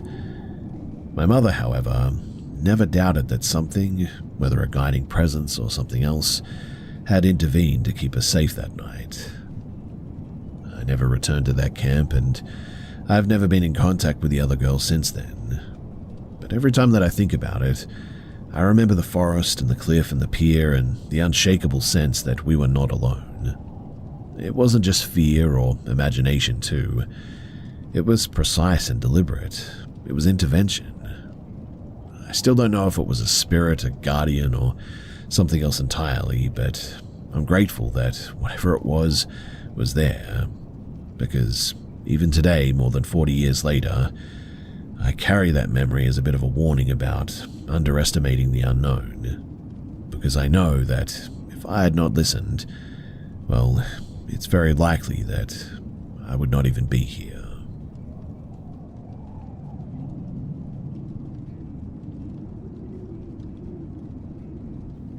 So this happened a little over a year ago, and honestly, I still feel weird talking about it. I don't usually share stuff like this, but it's been sitting in my head nonstop, and I kinda just want to get it off my chest. So back in late 2023, I had just dropped out of uni in Melbourne. I wasn't failing or anything, I just completely lost interest and couldn't force myself to care anymore. So I picked up a retail job in the CBD because I needed money and figured that it would at least give me some structure. Anyway, this happened on like my third week of working there. It was a Friday morning, around 8:45. I remember the time because I was pretty early and checking my phone every 2 minutes like an idiot. It had been raining all morning, not heavy rain, but just that constant sort of annoying drizzle that soaks everything slowly. The tram stop that I used, it didn't really have a proper shelter, just one of those narrow metal signs and a bit of an overhang from an office building nearby. There were maybe 5 of us standing there, nobody talking, just people doing that silent commuter thing where everyone pretends that the others don't exist. At first, nothing seemed off. Just normal city noise, cars, brakes, people talking somewhere across the street. But then I started hearing yelling. Not loud at first, just distant shouting. I assumed it was someone arguing or maybe construction workers messing around. Stuff like that happens constantly in the city, so I didn't even really look up. But then something hit the pavement across the road. It sounded like somebody had thrown a heavy bag, a really sharp smack sound. A couple of people around me noticed and looked up, but nobody moved yet. And then I saw what it actually was. It was a shoe. Just one shoe lying in the middle of the road. And I remember thinking that that was weird because it hadn't bounced like a normal thrown object. It just dropped straight down like it came from above. I think that my brain started connecting the dots right then, but I didn't want to accept it. But about 2 seconds later, there was another sound, and it was much louder. Like, not even a sound that I can really describe properly. Not like movies, but more like a dull, heavy impact that you feel in your chest before you can even process it. Everyone at the stop turned at the same time because a man had fallen from one of the apartment balconies above the street. He wasn't dead, well, not at least immediately, but that's the part that messed me up the most. He was still moving and making awful noises, like he was trying to breathe but couldn't. Everything after that happened really quickly, but also felt so slow at the same time. People started screaming, someone ran into the road waving cars to stop, a woman nearby called emergency services and was trying to describe what had happened, but she kept breaking down mid-sentence and crying. I really didn't do anything. I just sort of stood there in shock. I couldn't move, I couldn't speak, my brain basically shut down. In fact, I remember noticing stupid details, like how one of his socks was still perfectly clean while the rest of him obviously wasn't. My mind just sort of locked onto random things like that instead of processing the actual situation. But then someone from the building above started screaming, and I later realized that it was probably his partner because she was yelling his name over and over again. I also noticed a strange dark figure up there on the balcony where I think he may have fell from. Paramedics arrived really quickly, maybe 5 minutes, but it felt like an hour. They blocked the area off and told everyone to move back. One of them tried to talk to me because I was standing too close, but I couldn't respond. I just stared at them like I didn't understand English anymore. Eventually, a woman who had been standing next to me earlier grabbed my arm and basically pulled me away from the scene. I didn't go to work that day, and I just walked home without really remembering the walk. And that's kind of where the long-term stuff started. At first, I thought that I'd be fine after a few days. People witness accidents all the time, right? I figured that it would just fade, but it really didn't. For months after that, I couldn't walk near tall buildings without constantly looking up, like non-stop scanning balconies and windows. Loud thuds, even something like a dumpster lid slamming, would make my heart start racing instantly. I stopped taking trams and buses completely because waiting at stops made me feel exposed, and I started walking everywhere, even if it took over an hour. Sleeping became a problem too, and I'd jolt awake whenever I heard noises outside, especially if it sounded like something falling.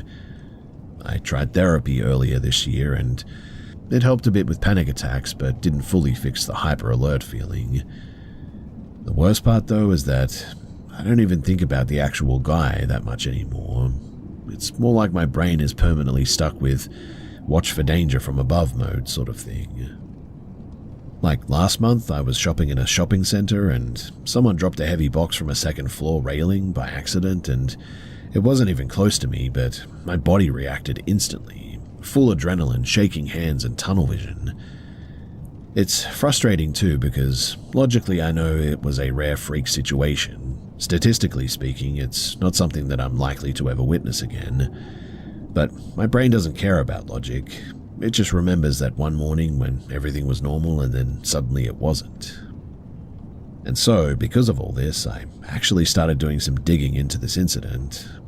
And I found out that apparently the guy didn't fall, but he was pushed. And the dark figure that I saw, well, that was probably the murderer.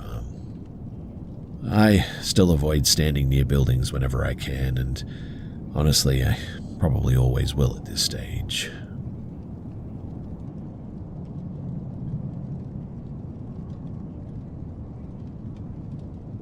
So I moved in with an old roomie, Cassidy, and her 2 dogs back in August of 2021. We had an apartment for a year prior to moving to the duplex. The new place was on the south end of Columbus, not the best area, but I can deal with addicts and persistent homeless people, no problem. What I couldn't deal with, though, was whatever was actually there. Move-in was normal chaos. Boxes, sleeping on a mattress with your bed frame next to you, painting, etc. Nothing out of the ordinary happening. After a few weeks, I was constantly misplacing things, though. This is far from unheard of for me, but it was sort of out of control. Keys I put in the middle of an empty table wouldn't be there 10 minutes later. I'd start looking for them, and then eventually they'd be back where I left them.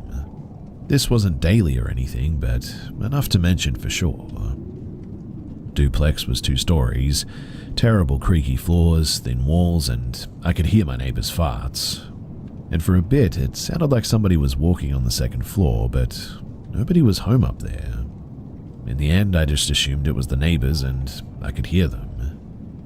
That assumption, though, was disproven when my neighbors were out on their shared porch and I was inside, and I heard the footsteps and thought, oh, okay, so we really do have a little ghost here. I mean, whatever, I can deal with that. The footsteps were light and always in a sort of quick patter, like a little kid who doesn't know how to skip trying to skip or whatever. I'd get a tap on my shoulder here and there as well, but all harmless stuff. Soon I started hearing my roommate ask for me or say my name when she wasn't home.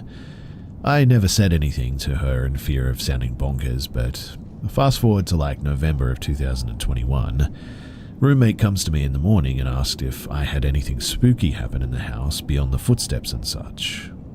I told her then about hearing her ask for me when she wasn't home. She paused and did one of those eyes slightly closed, okay sort of soft nods, told me that she's been having the same thing happen, but obviously me asking for her.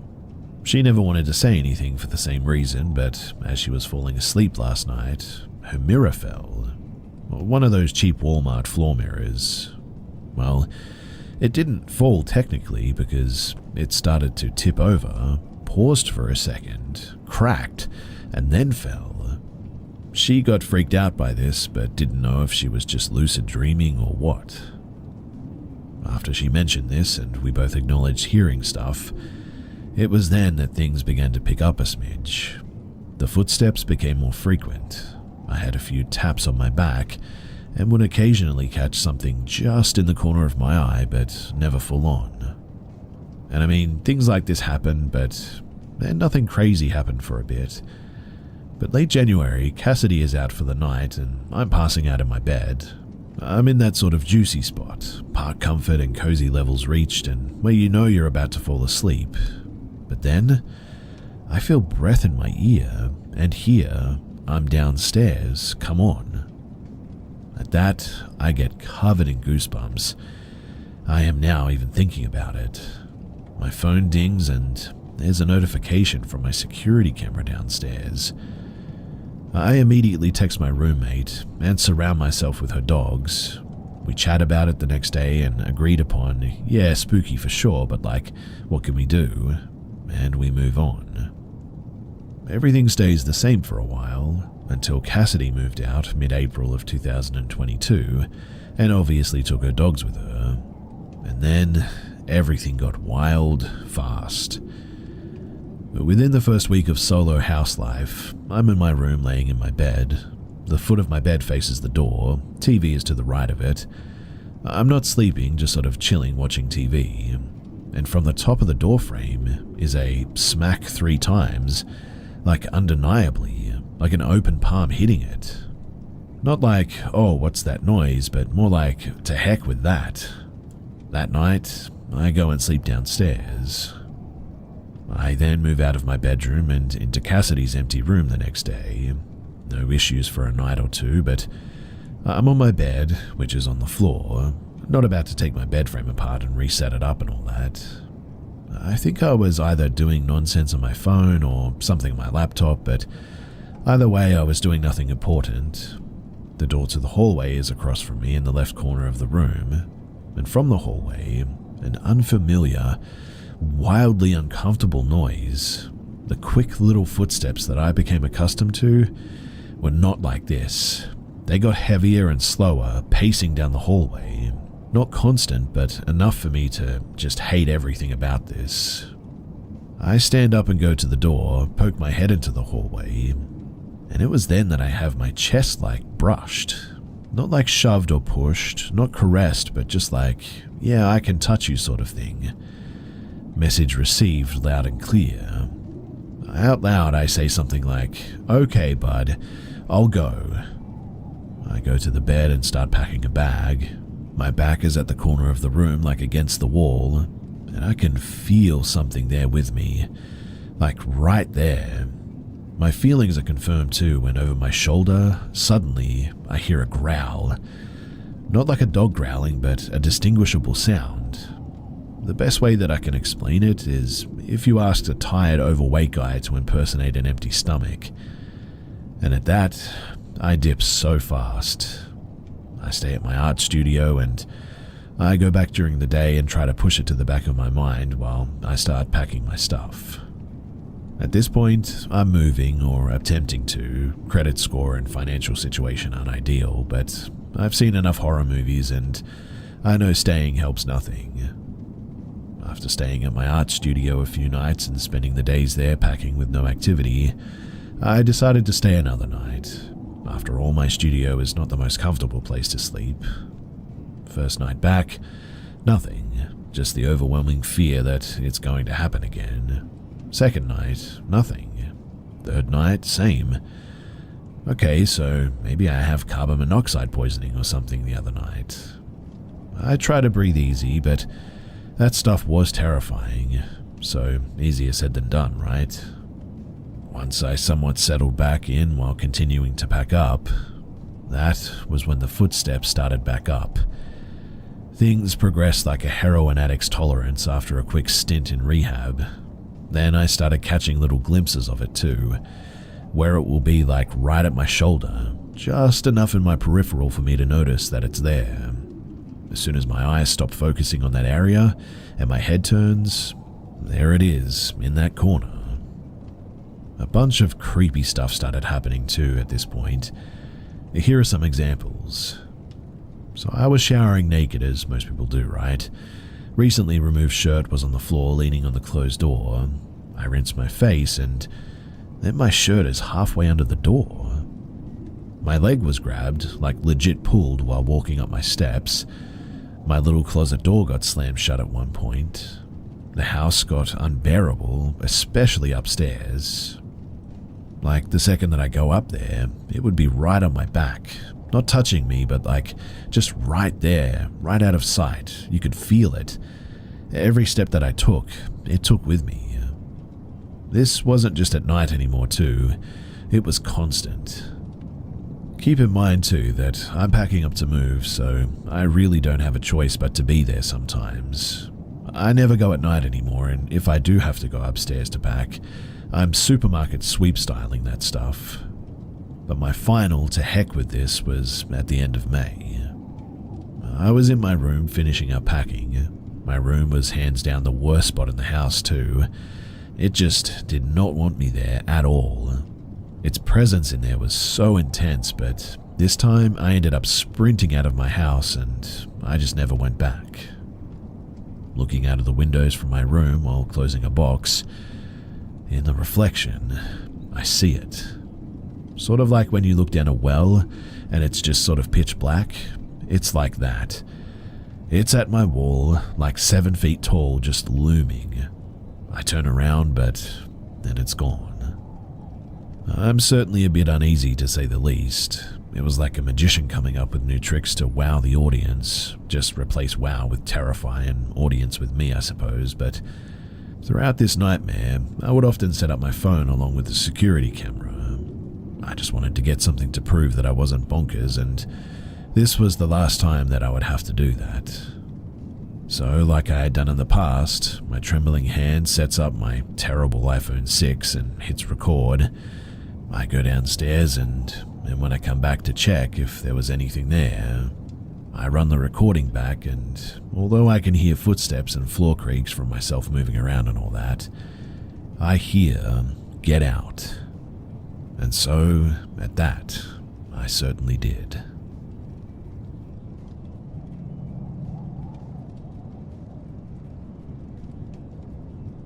On my birthday in May of 2014, I went to the bar with a friend to celebrate.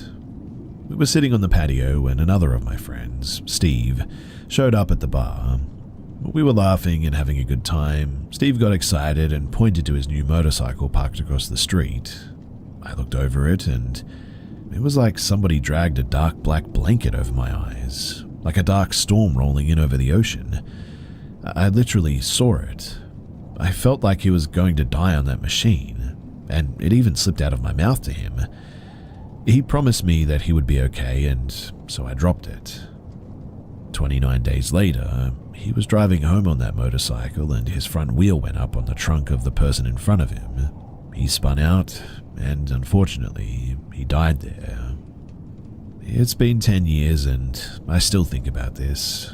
Honestly, I wish I pushed harder about keeping him off that motorcycle, but I didn't. I lost a great friend that year, and I no longer remember his laugh, which was my favorite thing about him. On the other hand, I feel partially responsible for putting that into the universe, sort of like I killed him. I get to live with this the rest of my life, and I'm really sorry that I didn't press harder. I'm sorry that I lived longer than him, and I'm really sorry that he didn't get to see his little sister get married too. I'm sorry that I couldn't face his mother about this.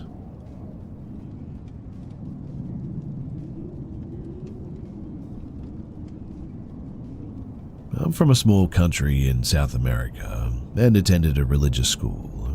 Every year you go to this sort of spiritual getaway in a camp that's situated in an open field next to a small river and this sort of forested mountain area.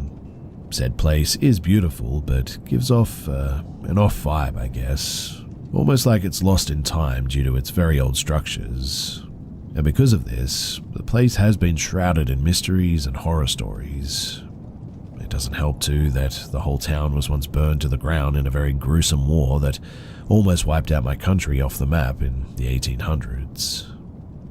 Anyway, here's what happened.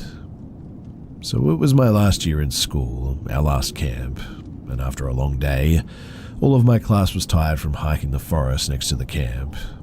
After dinner and a short stay at the campfire, we were sent to bed that night. My class was made mostly of women. There were very few young men there, only about 6 including me, so we had the whole dorm hall for us, and that was pretty sweet. Now this dorm, which was housing only 6 teens, was a long hall full of bunks made for at least 40 people. Since we didn't have to share, we all chose top bunks next to each other, 3 on my side including me and 3 on the row facing me. It was about midnight and we were just sort of lying there talking, joking and laughing in the dark since the lights were out anyway, when after a couple of minutes I must have fallen asleep. Now, I woke up at what I assume was between maybe 2 or 3 in the morning. I rose my head from the sheets to see my best friend in his bunk in front of me, also raising his head. He sort of nods jokingly to the bunk next to him where another classmate was sleeping. He sort of nods jokingly to the bunk next to him where another classmate was sleeping. When I turn, I see the silhouette of my classmate just sort of standing and staring at his bed. I laugh quietly and nod to my friend as to play a prank on him. But then, before we could act, I see the silhouette crouch and notice that my classmate was fully asleep in his bed. Almost at the same time, my friend and I react and look at each other wide-eyed. Both of us cover ourselves in our sheets, doing our best to fall asleep again. Somehow, we eventually managed to do so, but the next morning I went straight to my friend, and before I could finish asking if he saw it too, he just interrupted with a yes, and he told me exactly what he saw. It was the same thing. We approached this classmate and explained it to him. Of course, he thought that we were joking, but both me and my friend remember that event to this day, talking about it every now and then, almost 7 or 8 years after it happened.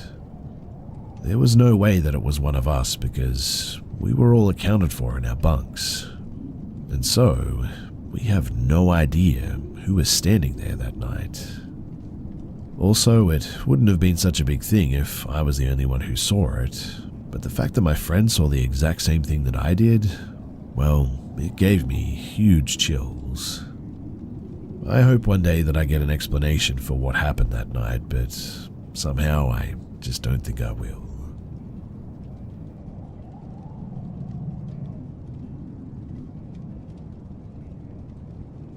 I used to be a police officer in a city in Virginia. There is one upscale neighborhood in our city with very nice homes. I was always told stories when I was a new officer that there was a doctor who used to live in one of those homes. The story goes that the doctor attempted to perform some type of operation on himself. He numbed his stomach area to make an incision on himself, but since he couldn't feel it, he accidentally cut too far and too deep and accidentally disemboweled himself. When officers and paramedics arrived, he was found barely alive, holding his own intestines, and ultimately died. Fast forward, I was assigned a call about a young female who was found dead by her older sister. When I arrive on scene, it is in the aforementioned nice neighborhood. When I exited my vehicle, I immediately had an uneasy feeling about the house. While nice on the outside, it just had bad energy surrounding it, I suppose. As I approached the front porch, I noticed countless empty energy drink cans and a Ouija board on the front patio table. Everything about this house just felt off and wrong, but when I was let inside, the family was obviously very distraught. I was told that the deceased sister, her name was Emily, was in the basement. At this point, another officer had arrived too, and so he stayed upstairs with the family as I entered the basement. The basement was unfinished and was fairly dark, minus 2 pull-string light bulbs, one on each side of the basement. The scene in the basement was similar to the front porch though. Energy drink cans were everywhere, and another Ouija board was on a small coffee table. Emily, who was 19 if I remember correctly, was hanging by her neck on a basement rafter. She had unfortunately ended her own life with an exercise band and was swinging back and forth slightly. It was a horrible sight, and another officer helped me lift her to bring her down. Emily's family consisted of her mother and father and her older sister. Her parents stated that they had been trying to help her because all she ever did was drink energy drinks to stay up all hours of the night playing on the Ouija board. Her sister gave a little bit more detail about it. Being sisters, she stated that they were very close and told each other everything pretty much. Her older sister said that Emily indeed had been obsessed with the Ouija board, drinking energy drinks to stay up all night and talk to what she believed was her boyfriend, who was dead.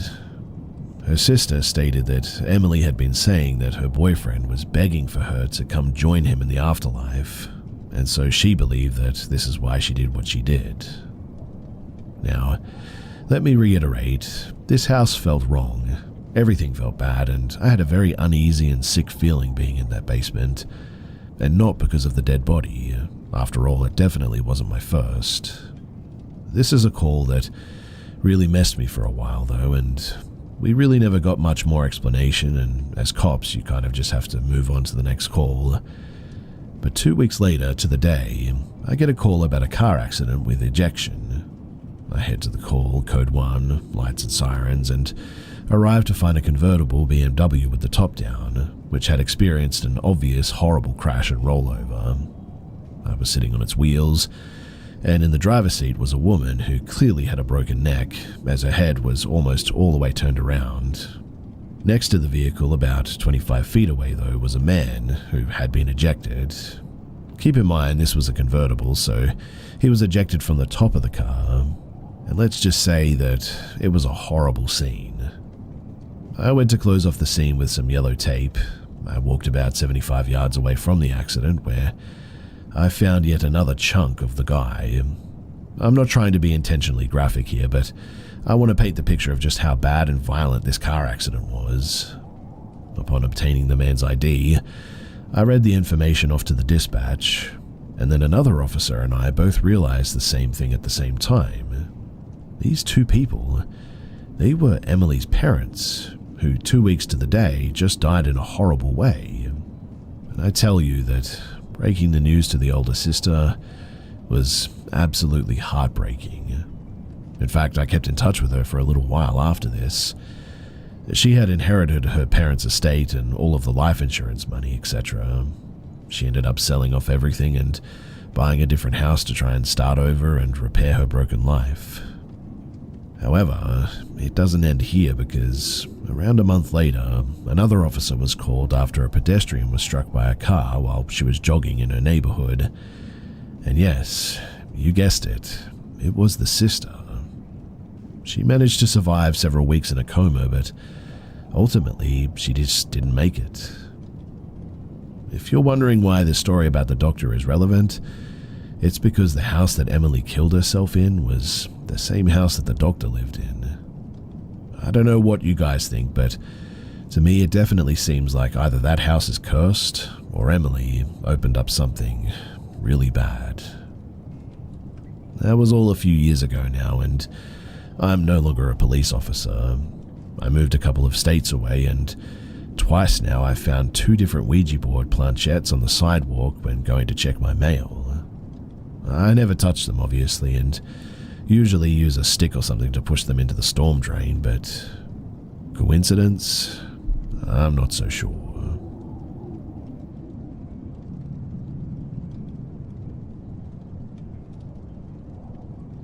I grew up in a fairly rural area of Virginia. As a kid, I had an obsession for dirt bikes, watching motocross on TV, the X Games, reading Racer X magazines. It was all I thought about. So when my mum and dad bought me my first dirt bike one Christmas, I was ecstatic. From that moment too, my days were consumed with riding that thing. As soon as I got home from school until sundown pretty much, you could bet that I was in those woods somewhere riding around. Right behind my parents' house was a huge expanse of woods. There was a trail that ran virtually the entire length of our neighborhood. It was a point-to-point trail with a few turns, hills, and jumps. It would take about 15 minutes on my dirt bike to ride the length of the trail from end to end. There were no other trails too, just this one long trail. And when I got to the end, I would just turn around and go back the other way. I would ride back and forth for hours pretty much every day. I ended up learning that trail like the back of my hand, where every tree root was, where every turn was, where every rut was. I mean, you get the picture. Now, when I was 13, I started having this reoccurring dream. I would be riding my dirt bike along that familiar trail when suddenly there would be a new intersection, a brand new trail to go down. I would ride down it and come to a large clearing in the woods. In my dream, I had this feeling that when I got to the clearing, I was supposed to be looking for something, finding something there. But every time I got to the clearing, I would always wake up. This reoccurring dream continued as well until I was about 14. I left my house one afternoon, hopped on my dirt bike like normal, and began another afternoon of riding back and forth on the trail. I rode for around an hour when it happened. I was heading up a small hill mindlessly by this point, knowing everything to expect. Coming over the hill, though, I saw it. There, all of a sudden, was the intersection. I locked my rear brakes, causing the rear end to slide sideways slightly. I couldn't believe my eyes. Was this real? I sat there for several minutes, my bike's motor idling, staring down the trail. 1,000 thoughts suddenly raced through my head. I mean, how was this possible? Was it always here? Looking down the trail, I couldn't see the end of it. It went straight for about 50 yards, but I couldn't make out what was at the end. It was as if I couldn't focus on it clear enough. It was just sort of a straight trail, though, I guess. It matched exactly what was in my dream, though. And so, in the end, I decided not to go down it, almost not believing that it was really there. I told myself that if it was there again tomorrow, then I would go down it. Anyway, the next day came and I again ventured out into the woods. I rode straight to the spot where I saw the new trail, fully expecting for it to be gone, but sure enough, there it was again. I made the turn at the intersection, and that's when I slowly began riding down the trail. I drove down the trail, staying in third gear, slow and steady. The trail was completely straight, and it only took me about a minute to reach it. The clearing, that is. The exact clearing that I always saw in my dreams. Dumbfounded, I sort of stopped, put my kickstand down, turned off the motor, and got off my bike. I took off my helmet, looking around. What the heck, I whispered to myself. The clearing itself was a perfect circle, around 50 feet in diameter. It was surrounded by dense forest, minus the single trail leading to it, obviously. I couldn't make sense of this, though. I thought that I was losing my mind or something. I walked around the circle, confused, contemplating what it all meant, and looking around for answers. I began to feel an eerie feeling, though, all of a sudden, as if I was being watched. A feeling of dread and danger suddenly crept up the back of my neck. I felt as if I was suddenly somewhere that I was very much not supposed to be. Man, to heck with this, I said. I threw my helmet back on, not bothering to buckle it, and I kick-started my dirt bike, bringing life back to the motor. I peeled back down the trail, shifting gears, and I hauled butt back home. I rode for a few minutes when it suddenly hit me, though. Why the heck is it taking so long to get back?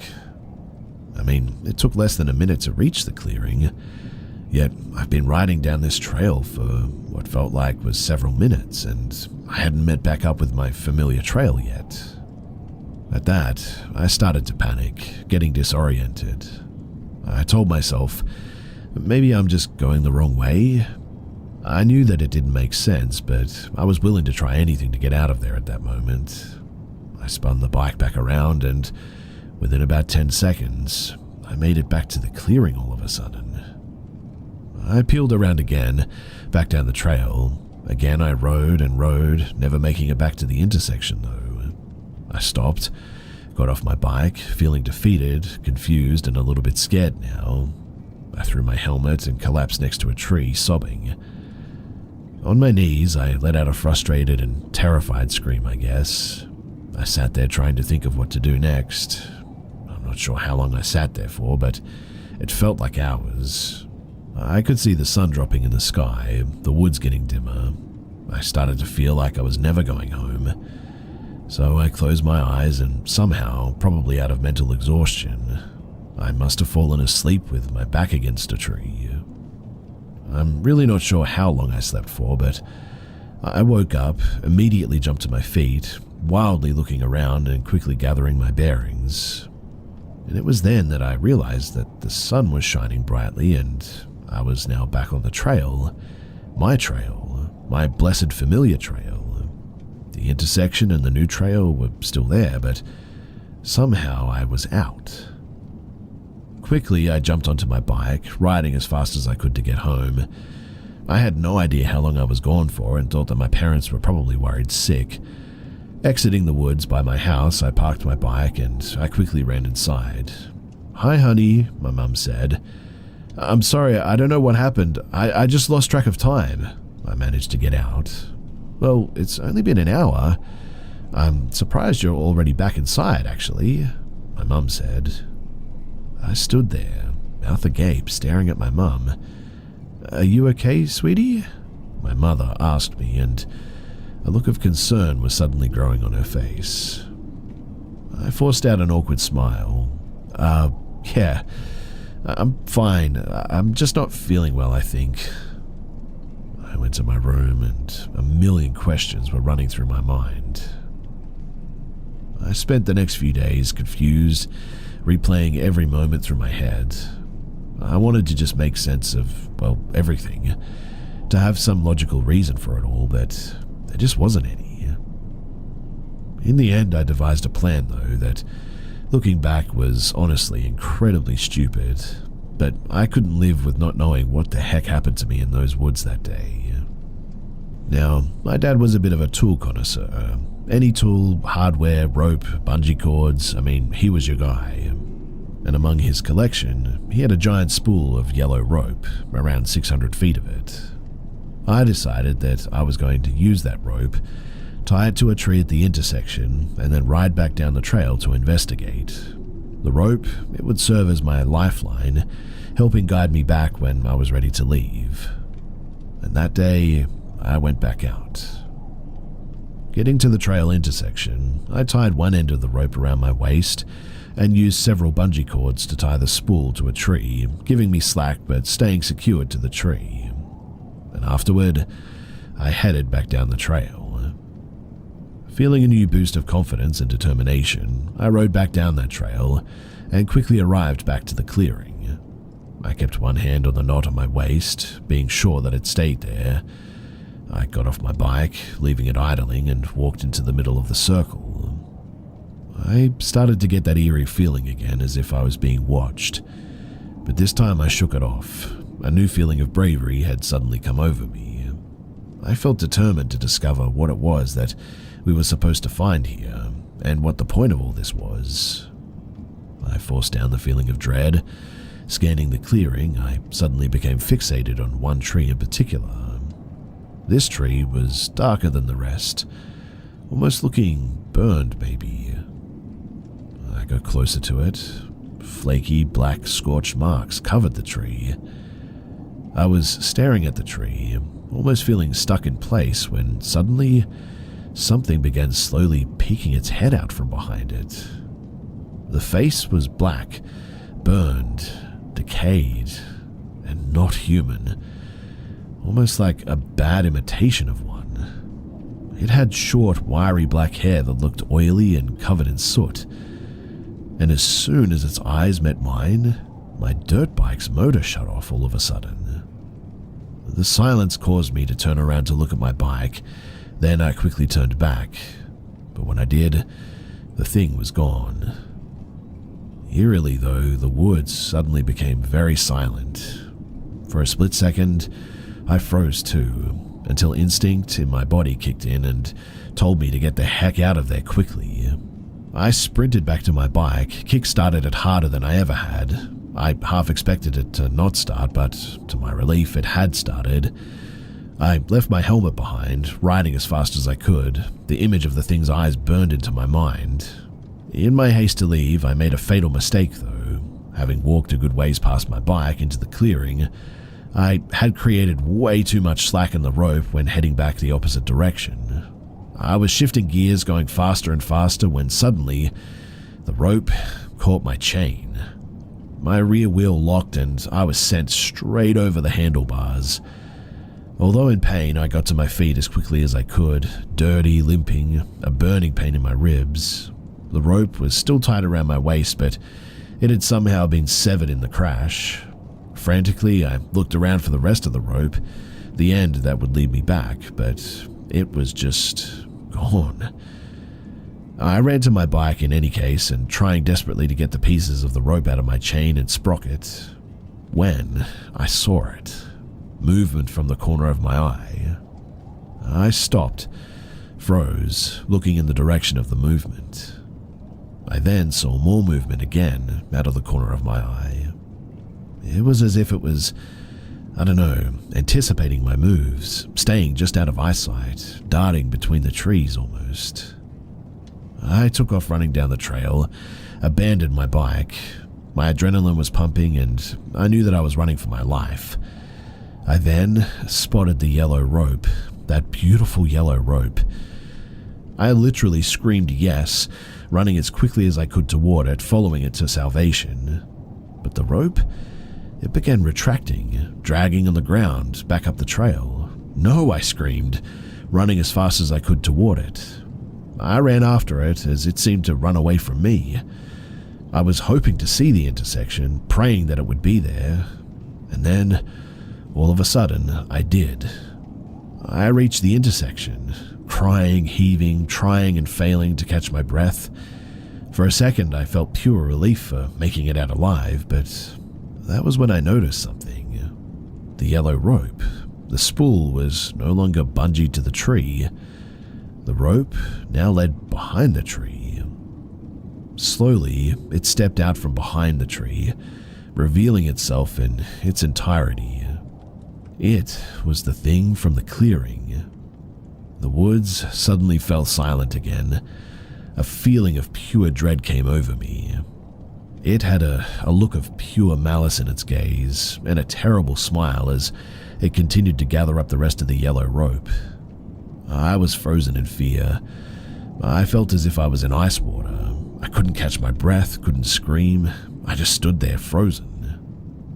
I can only describe what I saw as a distorted imitation of a human. Black, charred, its form twisted and contorted into a grotesque mockery of life. Its eyes were pools of endless darkness, devoid of empathy or humanity, gleaming with an ancient predatory intelligence. It then began to move toward me, slowly. Weirdly though, its steps were completely silent, and the air around me suddenly grew cold and carried a stench of like decay or something. With each movement, its body sort of shifted and rippled too, as if it was sort of struggling to contain its own shape. Its presence filled me with an overwhelming dread, a primal fear that seized my entire being. Its voice was terrible too, a twisted mixture of a whisper and a scream almost. I felt as if its gaze seeped into my mind, into my very being, turning my thoughts into twisted and nightmarish desires.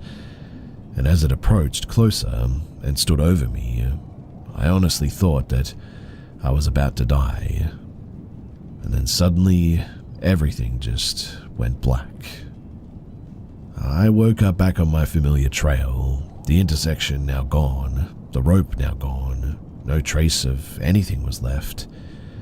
I was in shock and in pain, and I walked back home. In the end, I told my parents that I had crashed my dirt bike and wasn't strong enough to push it back home. My dad went back into the woods to look for it, but he never could find it. Honestly, I didn't care. I was never going to touch another dirt bike for the rest of my life as far as I was concerned. Since then, though, everything has felt different.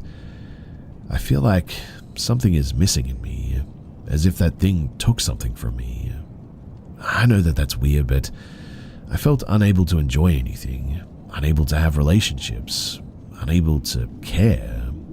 I struggle to sleep. I don't even really feel tired. I just couldn't really feel anything anymore. I didn't know what to do. I just felt like a shell. That Christmas, though, my family and I were getting ready to leave for a Christmas tree farm, an annual tradition that used to bring me excitement. My parents were trying their best, and they saw the change in me. Everyone did. Putting on brave faces, my parents asked me if I was excited to pick out a tree. I wasn't excited, not at all. I couldn't be excited about anything anymore. Sure, I said, trying my best to sound convincing. Before we left, though, my dad was digging in the garage looking for something. "Hey, bud, have you seen my yellow rope?" The question sent me into a flashback of full terror, leaving me screaming, sobbing, and begging for help, begging for it to stop. From then on, I spent years in and out of therapy and even institutions. I am an adult now, but I've just never shaken the feeling of pure emptiness. I decided that I'm going to go back to my childhood home, back to that familiar trail that I can still remember like the back of my hand. If the intersection is there, then I'm going to go back down it. In fact, I've decided that I'm going to try to kill that thing and get back the piece of myself that it clearly took. Well, if it kills me, taking the rest of me, well, so be it. Either way, I don't want to live like this anymore, and I'm going to be free of this.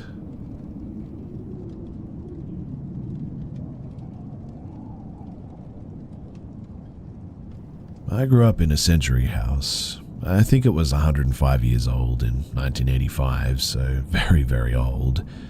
It was beautiful, but I hated the vibes there. Always felt nasty and sort of unclean. Between the ages of 3 and 8, though, I would see a fuzzy, misty sort of apparition that would play peekaboo with me in the mornings as I lay in bed. At first, it would be misty and become intermittently more solid, waxing and waning in its visibility like power surges. For a long time, I would stare, especially on weekends when I slept in and had time to ponder, thinking that I was half asleep, but I would count, spell words, do my ABCs, later recite prime numbers, pinch myself, move about to make sure that I was awake, and I can assure you that I always was. I'm a pretty straightforward person, always have been, but I couldn't believe my eyes. But then I got used to it, and it would just keep playing peekaboo as I read my books and magazines, when I got some cereal, sometimes take a bath and came back and read. Later, when I got a TV, I would watch cartoons and it would be there. It sort of became my morning ghost buddy, I guess. I did my thing and it did its thing. It was a misty shape of a head and shoulder and featureless but semi-solid. I could see through it, but also it was like staticky and would sometimes be more obvious and then sort of fade back to a less solid fog. Also, it sort of looked like moving particles if you stared long enough. Like static from a TV, but more white. It didn't feel scary, I guess, but just odd to me. It was almost like I was witnessing something highly unusual, and it was sort of bemusing. A phenomena of sorts, I guess. Anyway, the freakiest part is that it was doing the little peek thing at the top corner of the 10-foot door frame. Sometimes a little more than the head and shoulders would move out, and it would be an amorphous blob, but it's like there was a barrier and it couldn't move far beyond the doorframe. I don't even know if it was actually truly conscious enough to be playing with me, or it was sort of stuck there at the frame and doing its thing, but I sort of felt like it had some intention. Just a feeling I had, but that's what it was. Eventually it would stop, or the light got so bright that it would not be discernible, but I think it stopped about mid-morning. I never saw it at night or dusk or any time during the day if I took a nap. This was only in the morning hours, between dawn and say 10 or 11 a.m. Eventually I just stopped seeing it too. It could be because I started closing my bedroom door at night as I got older and wanted privacy, but I'm not so sure. Looking at the history of the house that was built by a distant relative who owned a sawmill and local hotel, he was a bad actor from what I understand. At some point there was a fire shortly after the house was first erected in the 1880s, and the stairwell and the upper floor were damaged and reconstructed. Not a devastating fire that killed anyone, but the stairwell in the foyer on the second floor by my bedroom was not the original, but 20 years or so younger. Maybe that guy though, maybe he killed somebody there because he was a southern gangster of sorts and was involved in getting rid of some folks, or so it's said. Some people did pass away at the house of old age and natural causes. Wakes were held there, so maybe a ghost. Appalachia is old with history, predating the settlers, so who knows. To my knowledge, no dramatic deaths, and my family are all about knowing the scoop on the family drama, so we could never find anything there. Also, the house eventually burned down due to electrical issues during renovations after we sold it in the 90s. But it had a majorly creepy vibe in some of the rooms also, like a feeling of dread and sort of sadness, I think. I had a playroom in the attic, and sometimes I would be playing in there and feel like I was being watched, and the hair on my arms would actually stand up like fear or static in the air, and my ears would start to ring too. I describe it a bit like the air changed, like when you go to higher altitudes and your ears pop, or when the silence becomes audible. A shift in silence from normal silence to sort of complete and thick silence. It was a total atmospheric shift, a pressure change. I would be so afraid that I would almost get a freeze response, but I somehow knew not to react like that. Like I was scared, but to put my things away per usual and calmly leave like normal without freaking out or getting hurried. As I got older, I have heard some bad energies feed on fear, so it's interesting as a kid that I knew in my gut not to react like that. Just sort of remove myself, but don't overreact. I've always had a good poker face, and maybe that's why, I don't know, but I also don't scare easily, even in situations that would warrant panic. I'll freak out later, but in the moment I just try to stay cool, like autopilot or going numb, which is good in times when you need your wits. That's the first time that I remember engaging in that mode, about 5 or 6 years old in my attic playroom. Another story too is that we lived in a mountainous area foothills of the Blue Ridge Mountains. At the base of the mountain there was a huge cotton field. It was pretty beautiful actually, but I would freak out when I saw it. My mum said that it started as a toddler, but I would look at the field as we drove by and I would start hyperventilating, whimpering and get tearful. Later, when I got older, around 5, and learned what was up, I would just hide under a blanket until we passed it to manage my exposure. As I got even older, I would just look at it and try to figure out what about it vexed me. It was a stunning visage, beautiful and picturesque. Nothing that I know of happened there, like a battle or recent bad history or anything. But my mind saw something my eye could not, and it was freaky, and for whatever reason I hated it. As an adult, I no longer get that feeling at all when I see the field. Just a peaceful place, I guess. People even take pictures in the late summer and fall when the cotton blooms there. Also, there's sunflower fields adjacent to it, and that's pretty glorious. It's a sunny patch in the middle of the mountains. A valley with meadows, and coming off of the mountain you get a bird's eye view, and it's honestly like no other. But as a kid, for whatever reason, I wanted to walk a wide circle around it, and I mean a very wide circle.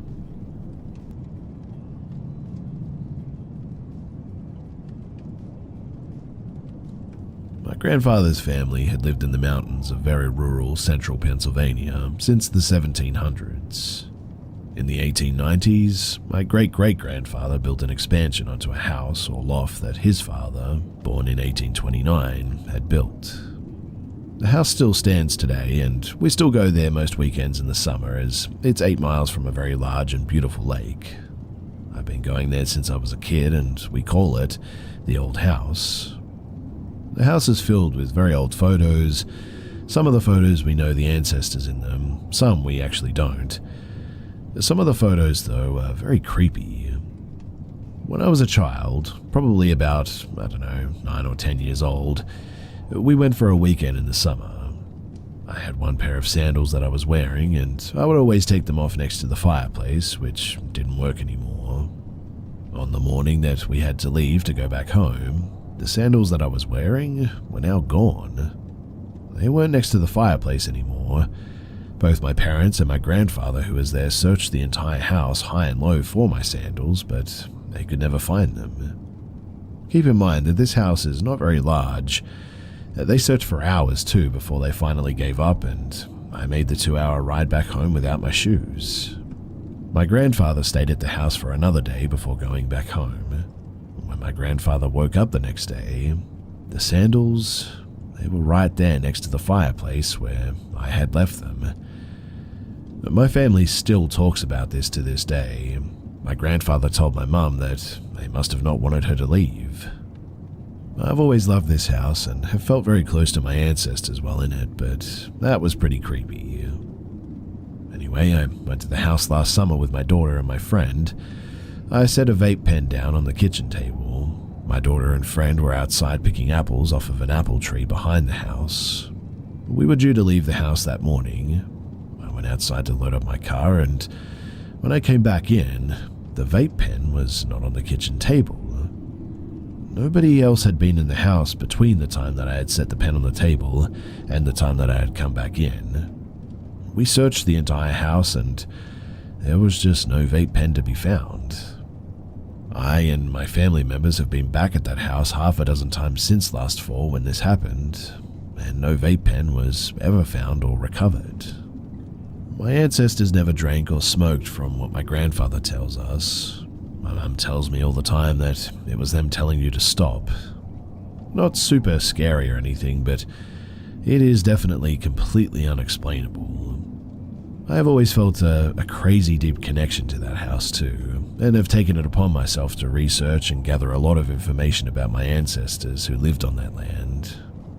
I am the oldest grandchild, and one day that house will become mine, as we always pass it down to the oldest member of the family, per my great-great-grandfather's will. Weirdly enough too, I seem to be the only person whose belongings always go missing in that house.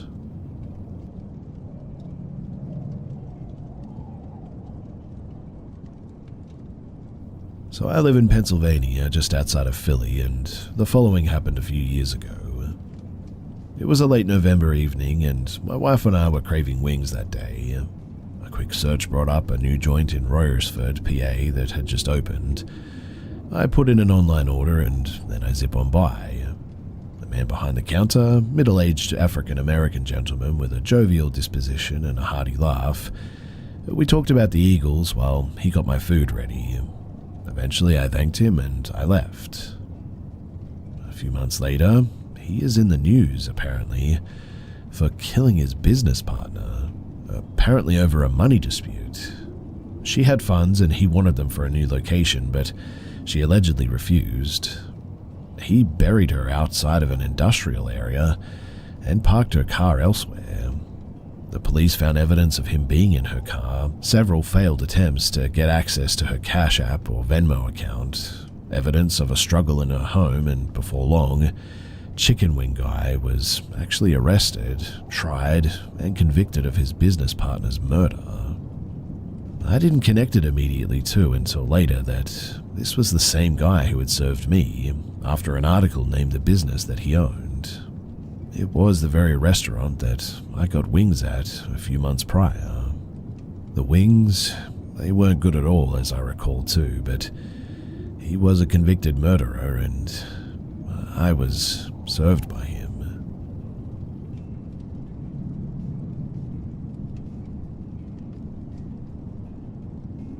My grandma's property is settled all the way in the back of the woods at the end of a long unpaved road. Along with being comically bumpy, it also has a history of hauntings that were passed between family members over the years. I myself was somewhat skeptical of these tales, not because I'm not a believer of the paranormal, but because my uncle and father have a habit of being very exaggerative. Until one night, about a year ago. Back then, I lived with my grandma down at the end of that road, and at the time, I also didn't own a car. As such, my boyfriend had to walk to my house from the entrance of the road, since his parents didn't want to risk damaging their vehicles on the aforementioned bumpy road. Mind you, this road is a good 20 minutes walk from the beginning to the end, completely overgrown with bushes and trees, and has a puddle every other step. So more often than not, I'd meet him about halfway, and then walk him back to the entrance once he went home. That night, when we were walking back to the entrance, I decided to tell him about the property's haunted history.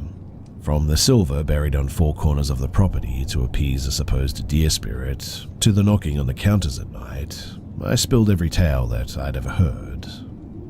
Now, unlike me, he was genuinely afraid of such tales, as he himself had once had an experience very similar, albeit much more terrifying, to the one that I was about to have. He warned me not to do one thing: don't whistle at night. Now, a thing to know about me, I'm a habitual whistler and tend to do it without even thinking about it.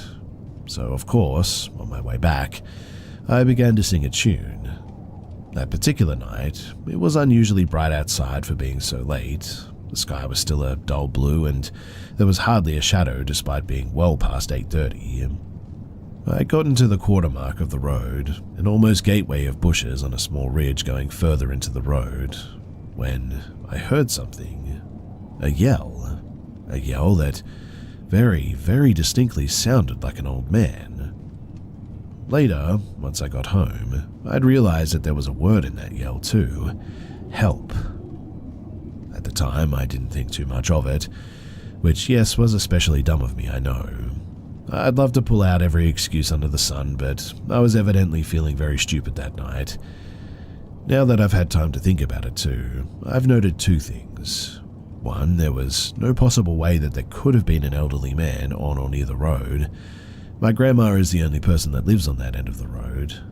Second, as I mentioned, was the word in the yell: help. My boyfriend, after hearing the story, said it was meant to be a lure, but for what? Me? Death? All that fun stuff? As I walked, I got to the halfway mark of the road. A field of dead yellow grass and a single fallen tree on the left-hand side of the road lay there. I'd seen it hundreds of times before, and every time I thought, why is that tree still there?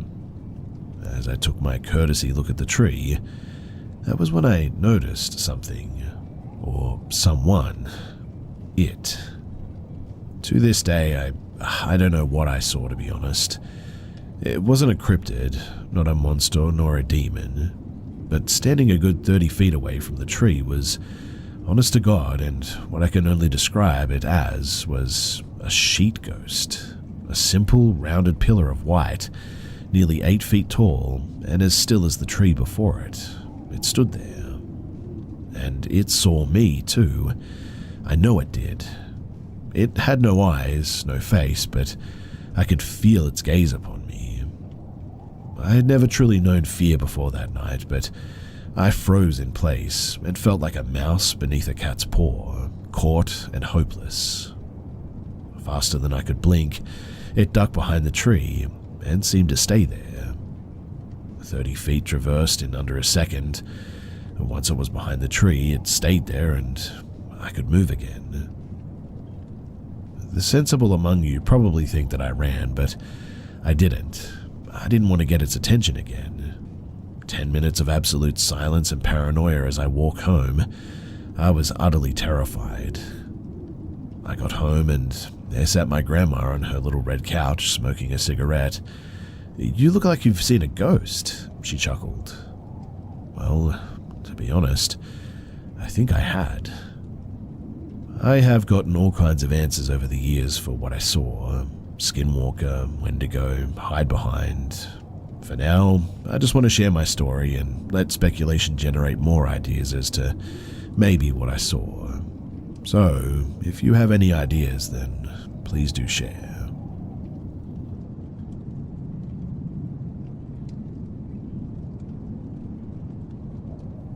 I just recently remembered this story from when I was quite young, so I figured that I could share it here, as looking back, it's, well, kind of creepy. So I grew up in the Midwest, a little north of Chicago. When I was probably around 12, a friend and I saw some deer behind his house.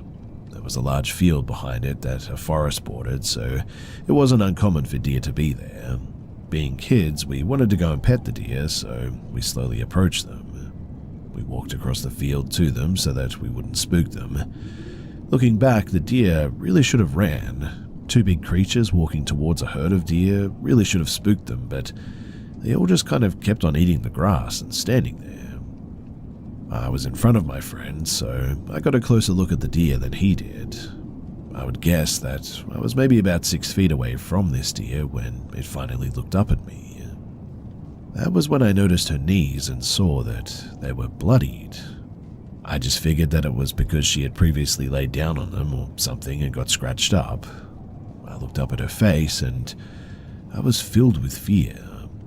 Something that was very unlike me as a kid, and so we ran. Now remembering this later, something that I didn't think about at the time as strange was the fact that her knees were actually facing the wrong way. Not like they were broken, but like they had grown to be the wrong way. Of course, she could have had a defect or something like that, but everything combined with the feeling of dread that I felt looking into her eyes, it creeps me out all these years later. If anyone has any thoughts on this, then please do share, because, I don't know, it could be nothing, but it definitely was freaky.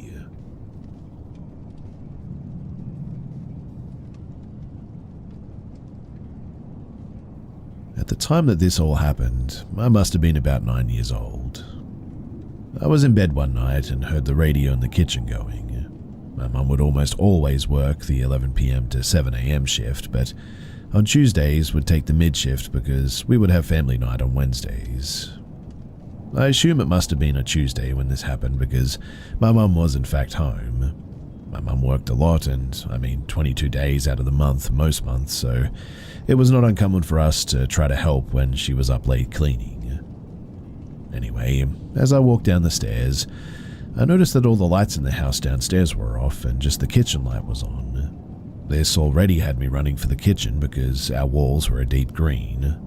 As I mentioned before, my mum worked the late shift, and my dad purposefully painted the living room area a dark color so that when the lights were out and the blackout curtains were closed, it would be dark enough for my mum to fall asleep after work. As I entered the kitchen, my mum was at the sink, and when I thought about it afterward, I only heard the radio going downstairs, not the sink, but she was washing dishes when I walked in.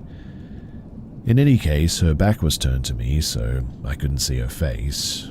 I asked, "Mum, do you want some help cleaning?" But she didn't answer me. I asked a second time, and this time there was a bit of a moaning as an answer. This didn't immediately alarm me because it didn't sound like a zombie or anything moaning, more like a, I don't know, kind of moan, if that makes sense. I just replied with, "Okay, well, if you want me to help, just let me know." She didn't turn around, but she kind of, stiffened a bit. So I took that as my cue to get out and just let her be. Sometimes she just wanted to clean in peace, as she worked with older people and many would die on her watch. My mum is a dedicated nurse when it comes to her patients because she worked in a rehabilitation center. Many of these patients would get dropped off by their families and literally never see them again. She would often take us to see them when she could so that they could feel like someone cared for them. So, still no alarms went off as I walked back towards the stairs, as I assumed someone may have died and she was sad and wanted to just be left alone. When I hit the corner to round and go up the stairs though, everything in the kitchen just shut off at once. The radio, the sink, the lights, all of it. Man, when I tell you that I ran up those stairs to my room, I was gone. Zoomed past my brother's and parents' room and ran into mine, slammed my door shut and jumped under the covers. I was thinking at the time that this is the end. My parents are big horror fans, and they didn't believe in shielding us from stuff like that because they wanted us to understand the difference in what was real and what was not, and that no matter what, God is there and he'll protect us and all that. And I can tell you that I did not feel God that night. I suddenly hear my door burst open though, and my mum yells at me for running up the stairs, thinking that I had gone and grabbed candy or something and run up the stairs to avoid her. I said, "No, Mum, you scared me when you turned everything off." And she was like, "What are you talking about?" And I tell her what just happened. She tells me that I must have dreamt it up and quickly tucks me into bed, and she just closes my door. Now, the next day I asked her why she would do that to me when she knows that I'm scared of the dark like that. I truly thought that she just thought it wasn't as funny to me when she saw how scared I was or something and tucked me in to calm me down. She then tells me, though, that she was apparently in her room. She had gotten home, took off her shoes, and went straight to her room that night. She never went into the kitchen, never heard me go down the stairs, but instead assumed that my brothers had left me down there because I fell asleep as they used to do it, knowing that I was scared of the dark and thought that it was funny. When I ask her about it now, she only vaguely remembers this happening. My brothers had bad experiences in this house though as well, and they actually believed me. The common factor that I find in our stories is that they all had to do with downstairs for whatever reason. None of us ever had scary stuff happen upstairs, but generally agree that something was weird about that kitchen and the fireplace too. The stories always seem to include one of both of those two things, and to this day, I still don't know who or what I spoke to that night.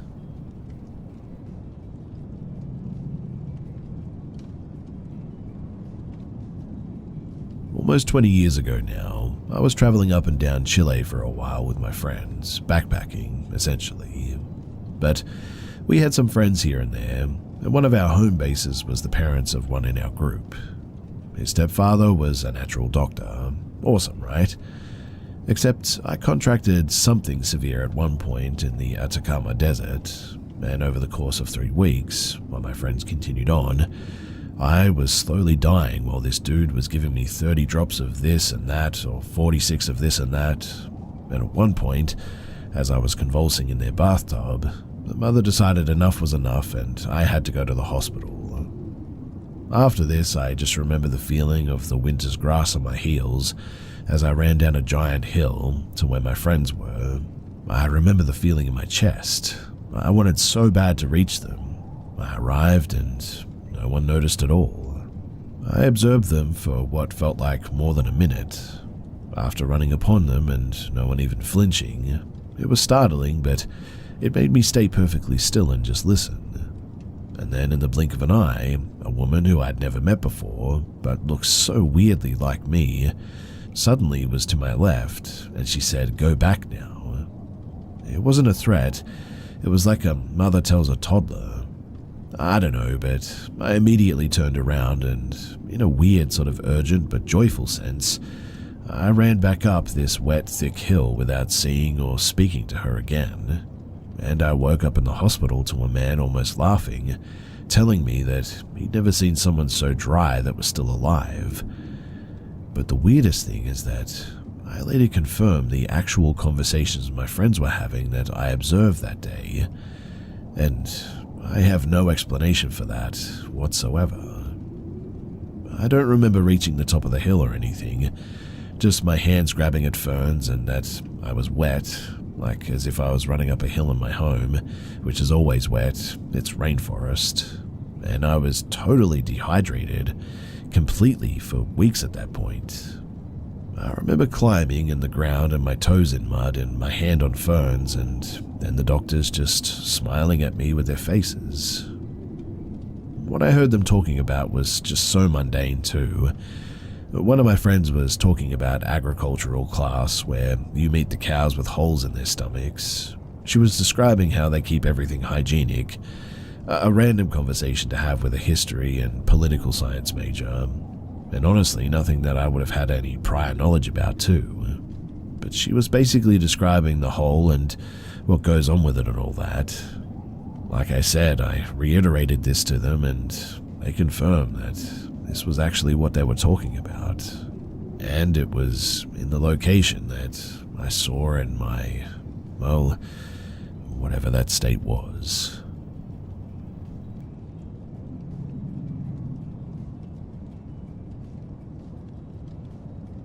Many things in my life have been very spooky, but a pinnacle event always stands out.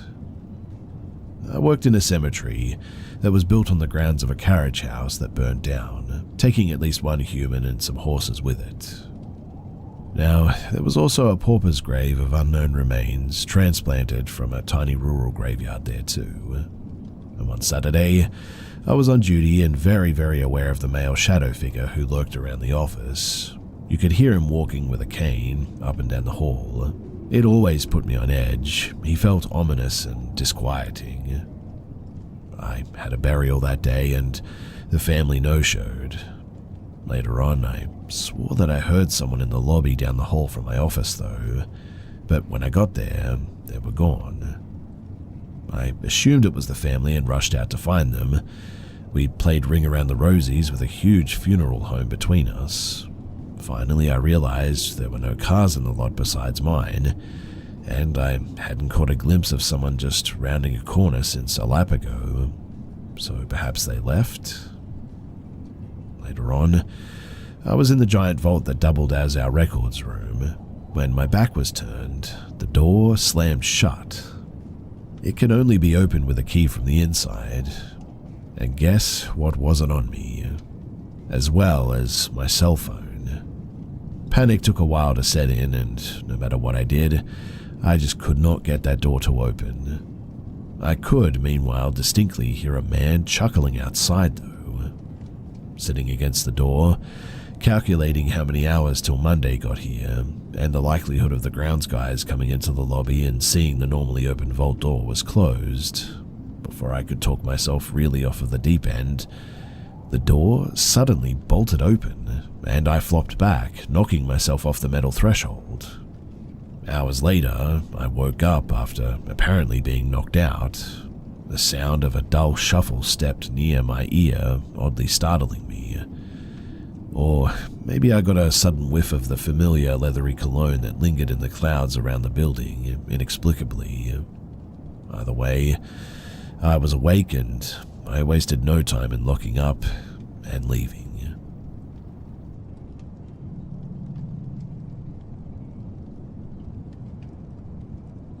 So I live in Virginia in an old plantation, and there's a cemetery right up the road from here.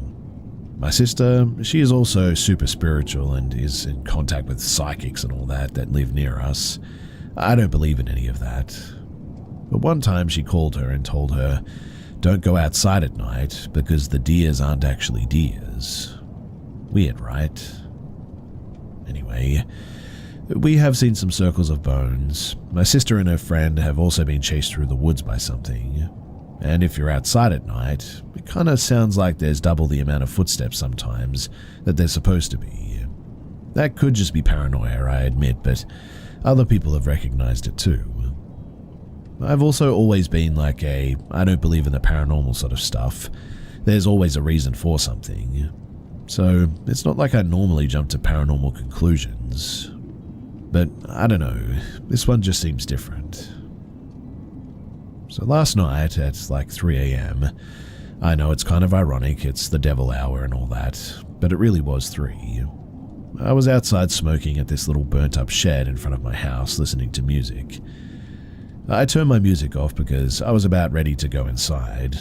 I stand up to put my jacket on and stretch and all that. And then something just screams. Absolutely belts out a scream. I've listened to foxes and owls that do the same thing, but honestly, it sounded nothing like those. Whatever it was, its scream sounded like something straight out of a horror movie. I was standing there, scared obviously, and the trees were rustling, and it just kept screaming like it was being attacked or something. My first thought was that, whoa, that must be a bear or something, but then I realized that bears don't scream like that. So I'm standing there shaking. I can barely stand, in fact, and I decide that I needed to get a weapon quickly out of the shed before I try to go back inside. The house wasn't very close. So I wait until the noise stops, and the second, and I mean the second that I move my leg, I made no noise, mind you, something screams and runs into the woods, just screaming.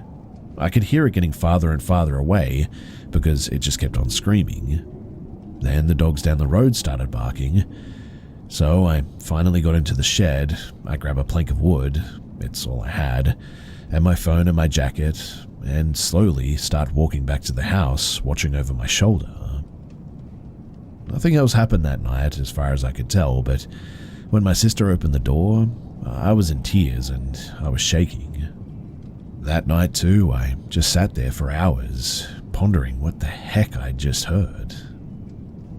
So, if anybody knows what I should do in order to protect myself, or what it could have been, then please do let me know. Also, if you do think it's just an animal, which it's possible I suppose, then let me know what you think it is and I'll let you know if it sounded like it. Quite honestly though, whatever it was, it sounded huge. And on top of that, I'm really not convinced that it actually was an animal.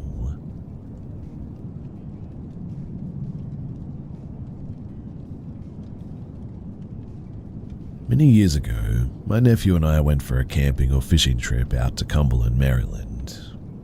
There's a state campground that is located on Potomac River. The sites are dispersed for the most part, and not many people were there camping. We drove to the end of the campground to the last campsite, far away from the other campers as we could get. We set up camp and everything was normal. It was quiet that day too, with the exception of normal sounds in the forest. Then at around 10 or maybe 11 at night, we heard the sound of a woman singing in the woods. Not a song that you could recognize. It was more of a melody without words, I guess. I heard it, my nephew heard it, and my dog heard it too. My dog was laying down by the fire and jumps up and starts staring into the woods. I look at my nephew and he looks freaked out. I asked him if he heard the woman singing and he says, "I don't hear anything and I'm going to bed," which is total BS because he's about 10 feet away from me and it was pretty loud. It sounded as if it was coming from one direction though, but no direction in particular. I've read about disembodied voices and maybe that's what we heard. It sounded like someone maybe 20 or 30 feet away though. It wasn't scary or ominous, but it was a little bit unsettling.